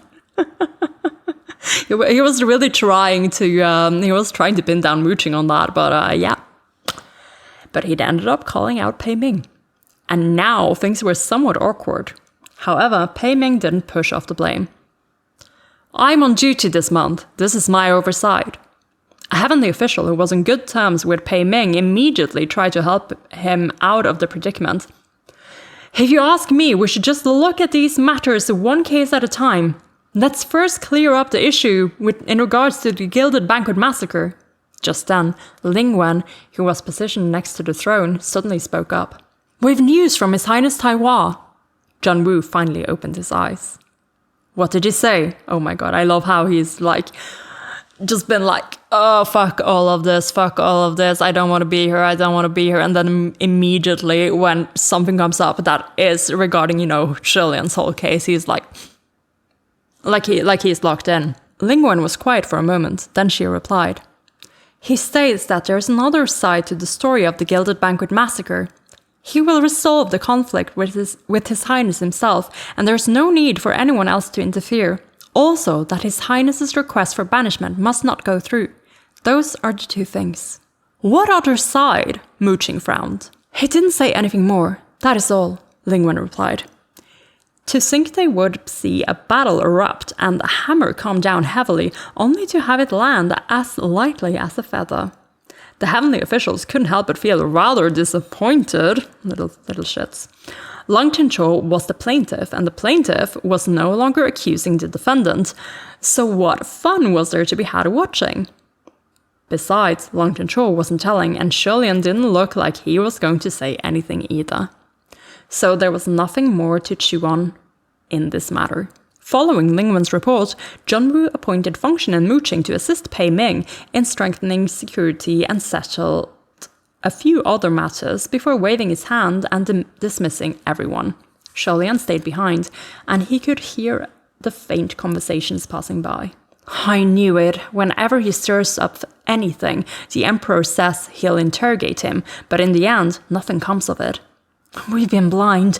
He's actually someone significant. Gotta watch what we say from now on. Fuck yes you do. Once everyone left, Lianlian approached the throne and bowed. I've caused my lord problems. This does not count as a problem just yet. The real problem was you stubbornly proclaiming yourself the only one responsible for the Gilded Banquet massacre. Lianlian was hesitant, but in the end still gave an account of the whole story. After listening to the story, Junwu commented, Shanle, in regards to your methods in managing this matter, you worked hard for nothing and pleased no one. Lianlian hung his head. I know. Never mind, you're always like this, Junwu said. Taihua has now changed focus to pursue the Green Ghost. Once he succeeds, he will certainly return for you. Have you thought on how you will face him? Not yet, but let's focus on something else, Lianlian replied. Junwu chuckled. Such as? Is it something interesting that can amuse me? Was it my lord who sent the Earthmaster to Ghost City as a spy? Lianlian asked. Yes, Junwu answered leisurely. Why? Junwu answered slowly. Because it was Huachang who planted a spy in the heavenly realm first. Lianlian was taken aback. Junwu stood. For many years, news has reached Huachang's ears too quickly. There were many things he should not have known and instead knew too well. As for what can be done and what cannot be done, where the line is and how to cross that line, he is overly perceptive and precise. That he could connect directly to your Palace of Shanle only proves that he does indeed have a spy here in the Heavenly Realm. Otherwise, it could not have been done. To be honest, Lianlian had noticed this too. After all, Huachang really did know way too much. Hearing Junwu say it out loud, it wasn't hard to believe. Does my lord have any evidence? Lianlian inquired. Junwu shook his head slowly. It is because there was no proof. But things were suspicious regardless. That I sent Ming Yi to the Ghost Realm. It was unexpected that Ming Yi fell into his hands before the spy was found. Although he saved him from Huachang's grasp, now it will be even more difficult to find that spy. Is it the upper court or the middle court that's the problem? Lianlian asked. Hard to say, Junwu said. Aside from you, it might be anyone. Perhaps there is only one mole. Perhaps more. No wonder Junwu didn't appoint anyone else to investigate Ming Yi's disappearance. If it could be anyone besides him, Lianlian couldn't help but think, even the Windmaster, Tencho, Fengshin, everyone is a possible agent? Just then, Junwu spoke. Shanle, I know you think highly of Huachang right now. You understand your own position, and others should not comment on the friends you make. However, when necessary, be wary of Huachang. Do not give anything away. Hearing this, Lianlian schooled his thoughts. Junwu continued. To become a supreme, one must have experienced unimaginable suffering and pain. One either ascends from such tribulations or is doomed to the depths of hell, never to return. The two supreme ghost kings that emerged from Mount Tonglu, Blackwater and Huachang, are both far more frightening than you think. Lianlian lowered his head, neither agreeing nor disagreeing. Junwu said, I do not know what his objectives or directives are, but he knows the motives and movements of the upper court. That in itself is disadvantageous. When he heard the word disadvantageous, Lianlian raised his head and blurted, Sanlang, he... Seeing that Junwu turned his head to him, Lianlian paused, then corrected himself. Huachang shouldn't do anything overly malicious. If my lord thinks about it, with his strength, should he have wanted to cause havoc or raise hell, he would have done so already. If he didn't before, then without real reason, he won't in the future. Pray that it will be so, Junwu said. But you know I cannot take that risk. And I think this is planting that, yes, Huachang is gonna have some real reason coming up at some point. This is nerve-wracking, exciting. I like this. After leaving the Palace of Divine Might, Lianlian paced slowly down the street of the Heavenly Court. When he passed by the Palace of Shanle, he stopped to appraise it. This was the palace gifted to him by John Woo, resplendent, brand new, but also foreign. The large scarlet red doors were shiny and bright, but were plastered with nailed-on talismans and charms forming a giant X and cautioning anyone who should see. When Shi Qingquan left the Palace of Divine Might, he had told Lianlian that his palace was currently sealed shut since it was connected to elsewhere. So Lianlian was welcome to rest at his palace instead. However, after staring at this palace of Shanle for a while, Lianlian suddenly turned on his heel. He didn't go to the Palace of the Windmaster either. He stopped caring what he was originally going to do and instead headed straight to the Ascension Gates and jumped. I can't believe that we could have had a Windmaster and Lianlian slumber party, but Lianlian just had to go have his depressed girl era, like he had to go think about the past for a bit, do a little bit of self-rediscovery, go mourn his parents for a little bit more. Lianlian, I mean, you probably arrived at a good time because, you know, we know that there's a child involved, so they're good on you for arriving when you did. But also, slumber party. You owe me a slumber party, Lianlian, with Shi Qingquan. I don't know, I feel like it could be fun. Like they would play like Never Have I Ever to like gruesome effect on Lianlian's behalf. And Shi Qingquan somehow, you know, losing anyway. There would be a cheese board, there would be wine, some nice little Chinese snacks that you see in like the palace dramas. I have a vision. I would like to see it. Anyway, we're doing our little dramatic jumping. Let's go. Passing through the sea of clouds, his landing point was Mount Tai Sang. You're gonna have to correct me on this, oh my lord. I want to say Kang so badly, but I think it's like a sound. Tai Sang. Upon the summit of Mount Tai Sang, where... This word is gonna trip me up so much, I'm so sorry. But up on the summit, there used to sit the cultivation center of the ancient kingdom of Shanle, the Royal Holy Temple. That was the word, not the Royal Cultivation Hall, the Royal Holy Temple. The Royal Holy Temple was an impressively expansive cultivation center. Its training grounds and temples covered the entirety of Mount Tai Sang, worshipping innumerous gods and immortals alike, scintillating and glorious. The main god worshipped was the Heavenly Emperor, and his golden temple was situated on the highest peak. The Crown Prince Temple that once stood on the second highest peak was also a place of magnificent splendor. This is cool, this is kind of interesting, a little bit of lore building here. And also the imagery of, you know, highest peak, second highest peak, Emperor Lianlian, right? Like, in a sense, that was the Emperor's wish, and here they've kind of built that into this whole complex. 800 years ago, Mount Tai Sang was renowned for its forests of flaming red maples.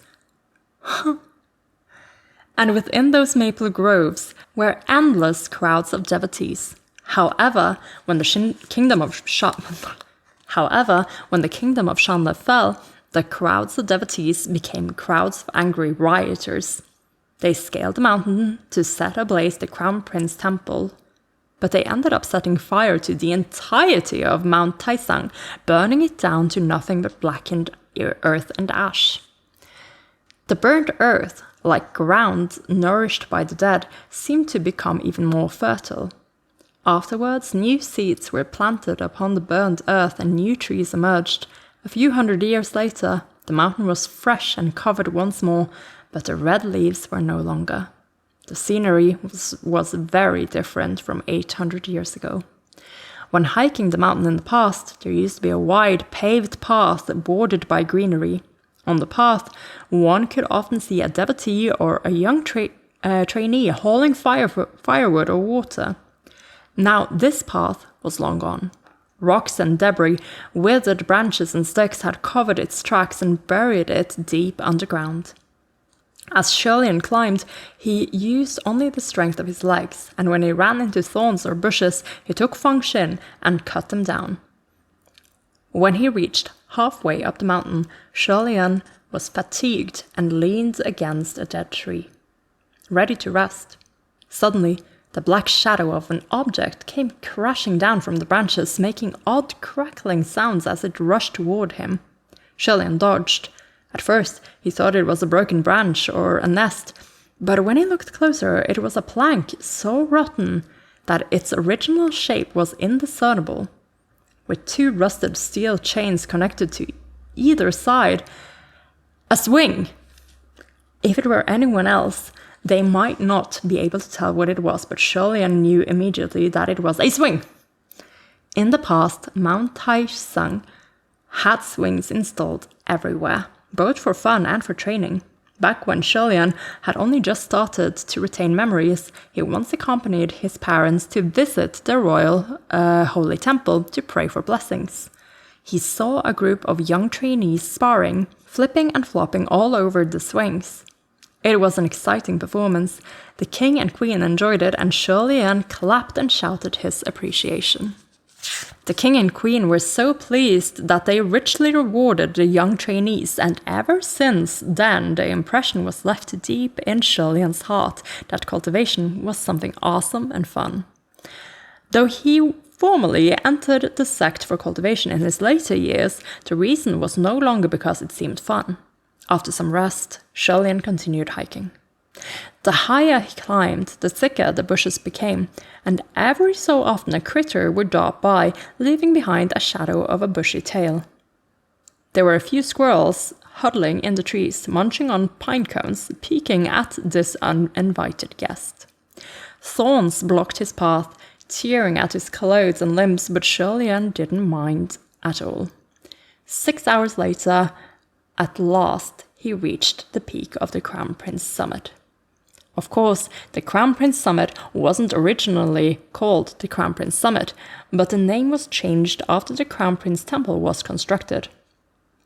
Amidst the bushes and weeds, there were still remnants of pebble-paved grounds, and here and there, these were hidden traces of a large burned foundation of the temple's great hall. Going across it through the rubbles and ruins, past tinted glass tiles, he reached a chipped old well. Looking from above into its bottom, it was easy to tell the old well had long dried up. The distance to the bottom was only a little over a meter, and all that was visible was sludge. Without hesitation, Lianlian pulled his legs over the side and jumped in. He didn't tumble into sludge, but instead traversed through the illusion and descended for over a dozen meters before his feet touched the solid ground. The surroundings were so dark that if he were to raise his hand, his fingers wouldn't be visible. He looked up. There was no sunlight either, as if a heavy piece of fabric had blocked it out. Lianlian felt around the bottom of the well, feeling several bricks, and pressed them in a certain order. With a rumbling noise, a small, short door opened on the side. Lianlian dropped down on all fours and slowly crawled through the path past the small door. The moment he entered, he could hear another rumbling noise behind, sealing off the opening. After half an instant's time, he had finally crawled to the end of the tunnel. Oh, that's a long tunnel then. Lianlian straightened up, snapped his fingers, and held up a small flickering flame. After that small ball of flame was ignited, as if in response, not far in the distance another faint light started to glow like a pearl as it woke from its deep slumber and blinked open its eyes. Soon after, more and more pearls glowed, connecting throughout and illuminating the surroundings. It became clearer and clearer that it was the spacious great hall of an underground palace. Above the great hall, there were embedded thousands of sparkling stars. It was hard to imagine that the imperial mausoleum of the ancient kingdom of Shanle was hidden beneath the scorched earth of Mount Taisang. Those brilliant stars were night pearls, with a note that night pearls, or yeming-zu, are luminescent fluorite crystals. To create them, rare glow-in-the-dark fluorite is carved into smooth spheres and polished. These real-life valuable stones feature prominently in many Chinese myths and legends. Okay, that's pretty intriguing. I like this sort of information. Those brilliant stars were night pearls and diamonds embedded in the ceiling. The night pearls glowed when they came in contact with the light, and the diamonds reflected their radiance. When they crossed paths, the result was a bedazzling brilliance like a dream. It was a minuscule Milky Way hidden below ground. Each night pearl and diamond was priceless. Each jewel was worth an entire lifetime of riches. However, Lianlian didn't spare them a glance, just walked directly through the Great Hall, entering the crypt at the very back. In comparison to the Great Hall, this tomb was exceedingly simple. As the chamber wasn't fully completed, there was no resplendent decor, only 2 coffins. Between the coffins stood a person dressed in extravagant clothing, and there was a golden mask on its face and a sword extended, the blade sharp and dazzling, pointed at him. However, this person remained frozen in that stance and didn't make any movement. Lianlian idly approached without a single care. This was because Lianlian knew that behind the golden mask there was no face, and under the exquisite dress there was no person. The only thing standing there was an empty stack of dried hay held together by bundles of sticks. Well, was held together by bundles of sticks, was empty stacks of dried hay. It's okay, Lianlian. We know that you're in a bit of like an emotional like thing right now. Just it's fine. We forgive. For so long, only this set of elegant dress robes and this mask had stood by the sides of those 2 solitary coffins in his stead. On top of each coffin was a small golden plate, but the things in those plates contrasted their elegance. Fruits of some sort, dried and shriveled to the core, and some unknown hard blocks that were rotted and blackened. After Lianlian entered the chamber, he cleared out those things and tossed them into a corner of the crypt. He felt around his sleeves and clothing folds. Originally, he had a half-eaten bun on him, but that bun was given to Hua Chang, so now he had nothing. Thus, he said, "Father, Mother, I apologize. I've forgotten to bring something for this visit." Naturally, no one answered him. Lianlian slowly sat down and leaned against one of the coffins. After zoning out for some time, he finally spoke again. "Mother, I saw Qirong. Qirong didn't die, he turned into a ghost. I really don't know how he's lived these past few hundreds of years." Lianlian shook his head. "He killed a lot of people, and now there are people trying to kill him. The upper court probably won't forgive him either." Lianlian sighed. "I really don't know what to do with him." He was going to say more, when suddenly, from someplace extremely close, there came the sound of soft weeping. Lianlian froze, and his expression changed drastically. He listened closely. It wasn't a hallucination, it really was the sound of crying. The voice was very low, very small, and would have been easily missed if he didn't hold his breath and pay close attention. The sound was also soft, and if it wasn't a child, it had to be a woman. The crying was very close. It was as if they were only separated by a thin wall, the sound clinging close to him. Lianlian whipped his head around and at last confirmed. The sound came from the coffin he was leaning on. Amidst his shock, his first words that came blurting out were unconsciously joyous. "Mother, is that you?" However, Lianlian snapped out of it immediately, knowing that what he had desperately hoped for would never come true. His mother had passed 800 years ago, relieved of her suffering, and she had never devolved into a grudging ghost. The emotion behind those cries were also not of sorrow, but of fright. In this time and place, who in the world would be hiding in his mother's coffin and weeping? Lianlian couldn't wait for another second, and he threw open the cover of the coffin with his left hand, his right on function, ready to strike. But the moment he saw what was inside, the striking sword stopped abruptly in its path. Lying inside the coffin was the form of a person covered in elegant black attire with their head wrapped in a face cover. The only person who this should have been was his mother. But the one lying in the casket was most definitely not her.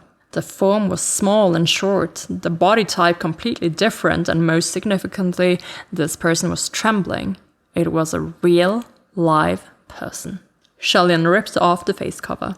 Sure enough, beneath the fabric was the face of a young child. His heart froze that moment. He grabbed the child and lifted him, his voice shocked and panicked. "Where is my mother? Where is my mother? What did you do to my mother's body?"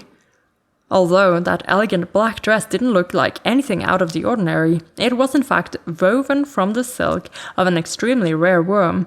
The silk was a tribute from a small foreign nation, and weaving it into clothing took intricate craftsmanship. Interwoven with fragrant herbal sachets and sealed into the coffin, the cadaver would remain preserved for thousands of years, allowing the dead to look like she was still among the living. However, at that moment, the one wearing that black silk dress was a child, so where did the body of his mother go? What conditions would it be in now? Lianlian didn't dare to think deeply on it, and could only demand answers from this unknown child in his hold. He questioned once more sternly, "Where is my mother? Who are you? Why are you here? What did you do to my mother's body?" But how could a child, terrified to tears, answer any of his questions? He was too scared to even speak. Lianlian dragged him out of the coffin and realized suddenly that some ashen white powder had been shaken out of the black dress with that maneuver. Face white as a sheet, he looked into the coffin and found that the bottom of the casket was also covered with a thin layer of powder. The world spun, and Lianlian felt his heart stop. His grip loosened, letting the child go, and he fell to his knees before the coffin, his mind blank. He didn't dare to touch the powder with his hands, but he couldn't just let it sit and sift either, like incense ashes flying in the wind. Although in denial, he knew deep within what it was. Once the silk funeral garb was forcibly removed, what else could a sealed cadaver of 800 years become? Instantly, Lianlian's mind fell into chaos. Unable to think, he held his head with his hands, and there was ringing in his ears. Just then, his back tensed as his instincts sensed danger behind. He whipped his head around, and with a hand fast as like lightning, he seized the blade of a sword barehanded. Someone had tried to stab him from behind. It was the stack of bundled hay.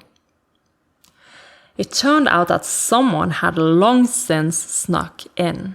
They had dressed themselves in that exquisite attire, put on the mask, and disguised themselves as a lifeless haystack to wait for him silently. A loud clang rang in the air, and Lianlian broke the blade into two with his bare hands, face unchanging, even with blood pooling in his palms. As fast as lightning, he raised his leg and kicked that person in the abdomen, stomping them firmly into the ground. With their chests solidly pinned, the person grabbed at his boot and struggled, but they were unable to move an inch, as if they were nailed to the ground. Lianlian bent over and slapped away the golden mask with one hand, revealing the face of a young man.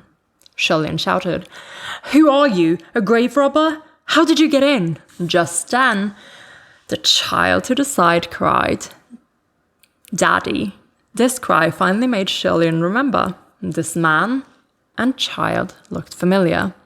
Weren't they that pair he saved from being cooked and eaten by Chi Rong back at the Green Ghost's lair? Lianlian understood the situation instantaneously. He swung a punch like striking thunder at the man's jaw, roaring, "Qirong, get the hell out! I'm going to kill you!" The man laughed as he spat blood. "Cousin Crown Prince! What a joyous occasion! We meet again!" Although the face was different, who else but Qirong could this insane psychotic laughter belong to? When he lost his physical form, he possessed this young father. No need for further explanation, but after his material body was thrown into that cauldron by Lang Chenchuo and melted away, he must have used the chaos of everyone running for their lives to possess the young man to avoid being pursued, and then came to the imperial mausoleum of Shanle. Otherwise, how could a commoner know of the secret tomb of Shanle royalty? And how could they have found it in such a short time? So yes, Qirong would have known how to enter the royal tomb, being a member of the royal family. That child he dragged along may have been intended as rations for travel, or maybe the intent was to hide him in the coffin to divert Lianlian's attention for his ambush. Lianlian punched him again, and Qirong held his face, looking aggrieved. "Cousin, why are you so mad? It's not like you die from a stab wound." Thud, thud. Lianlian punched him twice more, his eyes red around the rims. "How did my mother always treat you, and yet you treat her like this? How could you? To her body?" Qirong humphed. "Yimu," meaning maternal aunt, a respectful address, kind of like imo in Korean. I wonder if they are of the same word origin in Chinese. Qirong humphed. "Yimu is long dead. The person is no more, so what difference does it make if she's a corpse or ashes? The corpse only changed form, isn't it still there? Here you are leaking tears and snot. Weren't you much tougher when you killed Anle? Can't believe my good cousin actually has two faces." He then changed his face and spat. "How could I treat her like this? You're the one to blame. Don't you even know how to reflect on yourself? This is all your fault. You, god of misfortune, have the gall to come cry at the imperial mausoleum of Shanle." Lianlian stomped down harder, and Qirong screamed, spewing blood from his mouth. But he looked even more excited and used both his hands to cling on firmly to the new blood-soaked white boot while he howled. That's right, just like this. This is more like you. Fight, fight, kill, fight, hit ruthlessly, kill ruthlessly. Don't give me that timid, saintly teacher look, as if you're so burdened with unspeakable sin. It's disgusting, ugh! The child crawled over, crying loudly. Dad, are you alright? He couldn't understand what was happening, only that his father was being trampled. From his point of view, Lianlian was like an evil devil, but he was so scared of losing his father that he wouldn't back down and tried desperately to pull the boot off his father's chest. The young man wouldn't stop spewing blood, scaring the child half to death, and he used his hands to cover his father's mouth as if that could stop the bleeding. Seeing this, Lianlian slowly calmed down. He understood that the owner of this body was innocent and eased his foot slightly. He pointed the tip of Fengshin down, nudging it against Qirong's cheek, and said forebodingly, Qirong, you get the hell out yourself. Don't believe I won't pull out your soul with your tongue. Theoretically, in pulling out the tongue from its root, one could certainly pull out any ghost possessing a body along with it. Qirong refused the very idea. I won't get the hell out. What are you gonna do? Go on, pull. Come. Gonna kill me? I might just die. So don't miss this chance. Otherwise, you can forget about ever finding my ashes in this lifetime. He even stuck out his tongue intentionally, as if he couldn't wait for Lianlian to make good on this threat and use that bloody method to pull his soul out of his fleshy body. He taunted with childish noises of ooh la la. The one I'm possessing is a nobody anyway, so why don't you? No one would know. No one would care. Your Highness's holy radiance won't suffer a bit of damage. Look, I crumbled your mom to ashes. Aren't you gonna kill me? That child couldn't move Lianlian's boots. So he hugged his leg and cried louder. "Don't kill my dad! Don't kill my daddy!" Lianlian's breathing was becoming more labored, his head dizzy, his body shaking, his hands itching to crush Qirong's skull. But he couldn't do it. Qirong spread his hands in a shrugging motion. "Cousin Crown Prince, what a failure! What an absolute failure!" Lianlian picked him off the ground, raised his fists, and rained punch after punch down on Qirong's face, yelling with each hit. "Shut up! Shut up! Shut up!" Yet the more enraged he was, the happier Qirong became. It didn't matter if the prize was a violent beating. Qirong was filled with rapture at his opportunity to drag both of them down to the same hell. His eyes shone brightly. "See, there is your true face. Cousin Crown Prince, is there anyone in this world who knows you better than me? No! You might look like a pathetic lost stray who anyone can trample, but I know too well. You're still proud on the inside. You could never stand anyone calling you a failure. You must hate me for calling you a failure. How I stabbed your heart enough to bleed? Hurry, come! Or are you going to tell me loudly that this body is innocent, so you won't kill me in order to spare him? Come, show me what you'll do." With so much provocation pervading that cocky, insane laughter, Lianlian couldn't endure it anymore. With a metallic shing, Feng Xin was unsheathed, and with a flashing swing, the ominous black blade struck down. And that was the end of Season 2 of Heaven Official's Blessing. Okay, end of Book 1 of Heaven Official's Blessing. I fucking did it. I did it. I made it. I got to the point I wanted to get to, and it took me almost 6 hours. Fucking hell. In my defense, Ouija's package had a lot more tape than I accounted for. Oh my gosh, I'm realizing that I'm back to like nighttime filming now that summer's over. It gets darker outside, and again, my lighting is yellowy.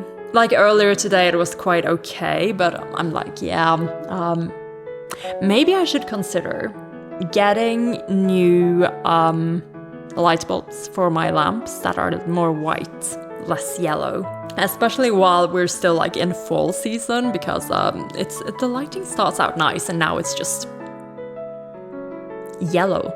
But that is neither here nor there. We finished chapter, what was it, 23 or 24? Who cares at this point? It was 24, wasn't it? 24. The wrapping up things chapter and the Lianlian brooding chapter. And us adding even more things to the list of why we fucking hate Qirong. Like, I thought we were doing well with the addition of very likely child Huashang being beat up by him. But now that we're getting like the proper description of like just his like what the fuck don't even care about his aunt, his mother's sister, and there are like he has no empathy for this at all. And you really can feel that through this writing, and especially with how, like, I don't know, like, I'm assuming Lianlian buried his parents. He very deliberately must have given her this, you know, set of robes. Because, again, he loved his mother. He's a mama's boy. We know that. And having all that effort just tarnished like this, it's fucking heartbreaking is what it is. Because no one else remembers these people. Only Lianlian remembers these people now. Well, Feng Xin and Mooching as well. But like this is a grief that he's apparently, you know, he's not over it. He's still living that because like I think that is a part of Lianlian's character arc as well. Like even now, 800 years later, it's like he is walking around taking blame on himself for all these things, like he's still atoning, you know? He is not done grieving his parents because he's still atoning for maybe feeling guilty, I'm guessing, about them ending up dead to begin with. Like the prologue tells us, the whole like the situation was bad, but apparently the Crown Prince made it worse. And I think that while I personally don't want that to be true. I don't think it is. I do think Lianlian thinks so. I think he believes it. And that is kind of where we're at, you know? I mean, luckily, we are in therapy, not really, but we're in recovery. We're learning to appreciate things about ourselves, I hope, by the steady companionship that he has been growing with Hua-chang. And yes, Qirong is a little bit of a bump in the road here, but honestly, I think that whatever happens after the flashback, we're gonna keep working on this. Story structure-wise, I am guessing that this flashback is now going to, you know, actually establish what kind of character Lianlian was as a young prince, as a 17-year-old, and thereby helping the viewers place a lot of the characters and events. And, you know, I'm so looking forward to the Shanle trio. I am so looking forward to the Shanle trio.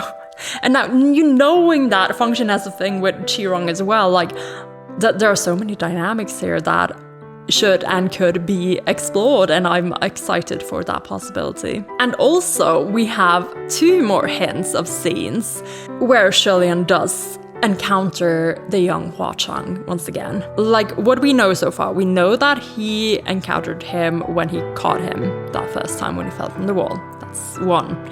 In the short film, we also see him breaking the rules to help him out when he's being bullied and placing flowers in his statues. That's 2.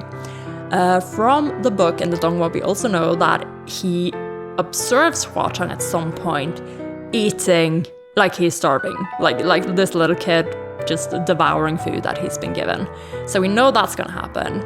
And now from the previous chapters, we know that he is, if he is indeed this kid, I'm like 99% sure, he's gonna be rescued from Qirong by Lianlian pre-ascension. Very likely. It could still be post-ascension, but I'm gonna guess pre-ascension, just because of the details that were in the chapter, the text. I am so tired. I mean, yes, I would be, because again, I spent way too long filming this again. Why? We're nearing on 6 hours, guys. I didn't even have a food break. I ate a lot before this so that I would last through it. I only had a coffee break and a couple of bathroom breaks. And I'm thinking that maybe I might have to reconsider the format of these videos going forward, because I'm never gonna have the time to film for 5-6 hours usually. But then again, I also don't think I'll be reading 60 pages every time I read, because there's gonna be so much new information coming on. I don't know what's gonna happen now that we're gonna venture into new territory. New-ish territory. Like, I know the short film has, you know, given me a little bit of information that I will be working with for a chapter or 2, but other than that, I know there's gonna be new stuff. There's gonna be so much new stuff. I'm so excited about this. But seriously, I will have to reconsider how much I'm reading each time I'm recording a video. And also, maybe just making them shorter in general. If it means that I can keep a more steady pace, and if it means that I can actually, you know, film a video in the evening or afternoon, like I could when I was doing just episode reactions, those usually took me 2 to 3 hours to film. Like, not nearly as long as this. Am I misremembering? I've spent a long time on a few of those as well. Anyways, I'm just babbling. I'll probably be talking to you guys about this in the server. But most importantly, we did it, guys. We've done it. We read all of book 1, as in, you know, arc 1 or whatever. And we are next time going to read arc 2 of Heaven Official's Blessing, the God-pleasing Crown Prince. Oh my gosh, I am so excited, actually. Gosh, I'm such a broken record. Yes, I am excited about this. You know I am excited about this. You are excited about this. Your grandmother is probably excited about this. This is gonna be great. I'm so ready. I am so ready. Let's finish up with the tallies and just go, okay? Laugh or cry tally. We have 1 additional laugh or cry, bringing our total up to a total of 11 in all of volume 1 and 2. Only 4 laugh or cries so far in volume 2. I wonder if there are gonna be some in baby Lianlian. I'm saying baby Lianlian, but 17-year-old Chilean. Young Chilean's mindset. Like, is he a laugh or cry kind of person? That's our big question going forward. We have to find out, was the young Chilean also a laugh or cry kind of person, or is that more of a recent development? As in like the 800-ish years after. No additions to the ellipsi or the Gaga tally. What is going on? I was deprived once again of all gagas. No gagas in this entire conversation between Chilean and Sanna. Wajang, I trusted you. Oh, that's alright. That's alright. I had other things that kept me so distracted that I didn't even notice it. Honestly, just their interactions were amazing, even without the gagas. This just in, Lianlian is actually a great ship, even if you take out the honorifics. I'm as surprised as you are, but anyway, no use installing. This has been Amelia, aka Spaced Out Puffin, and I will see you in the next one.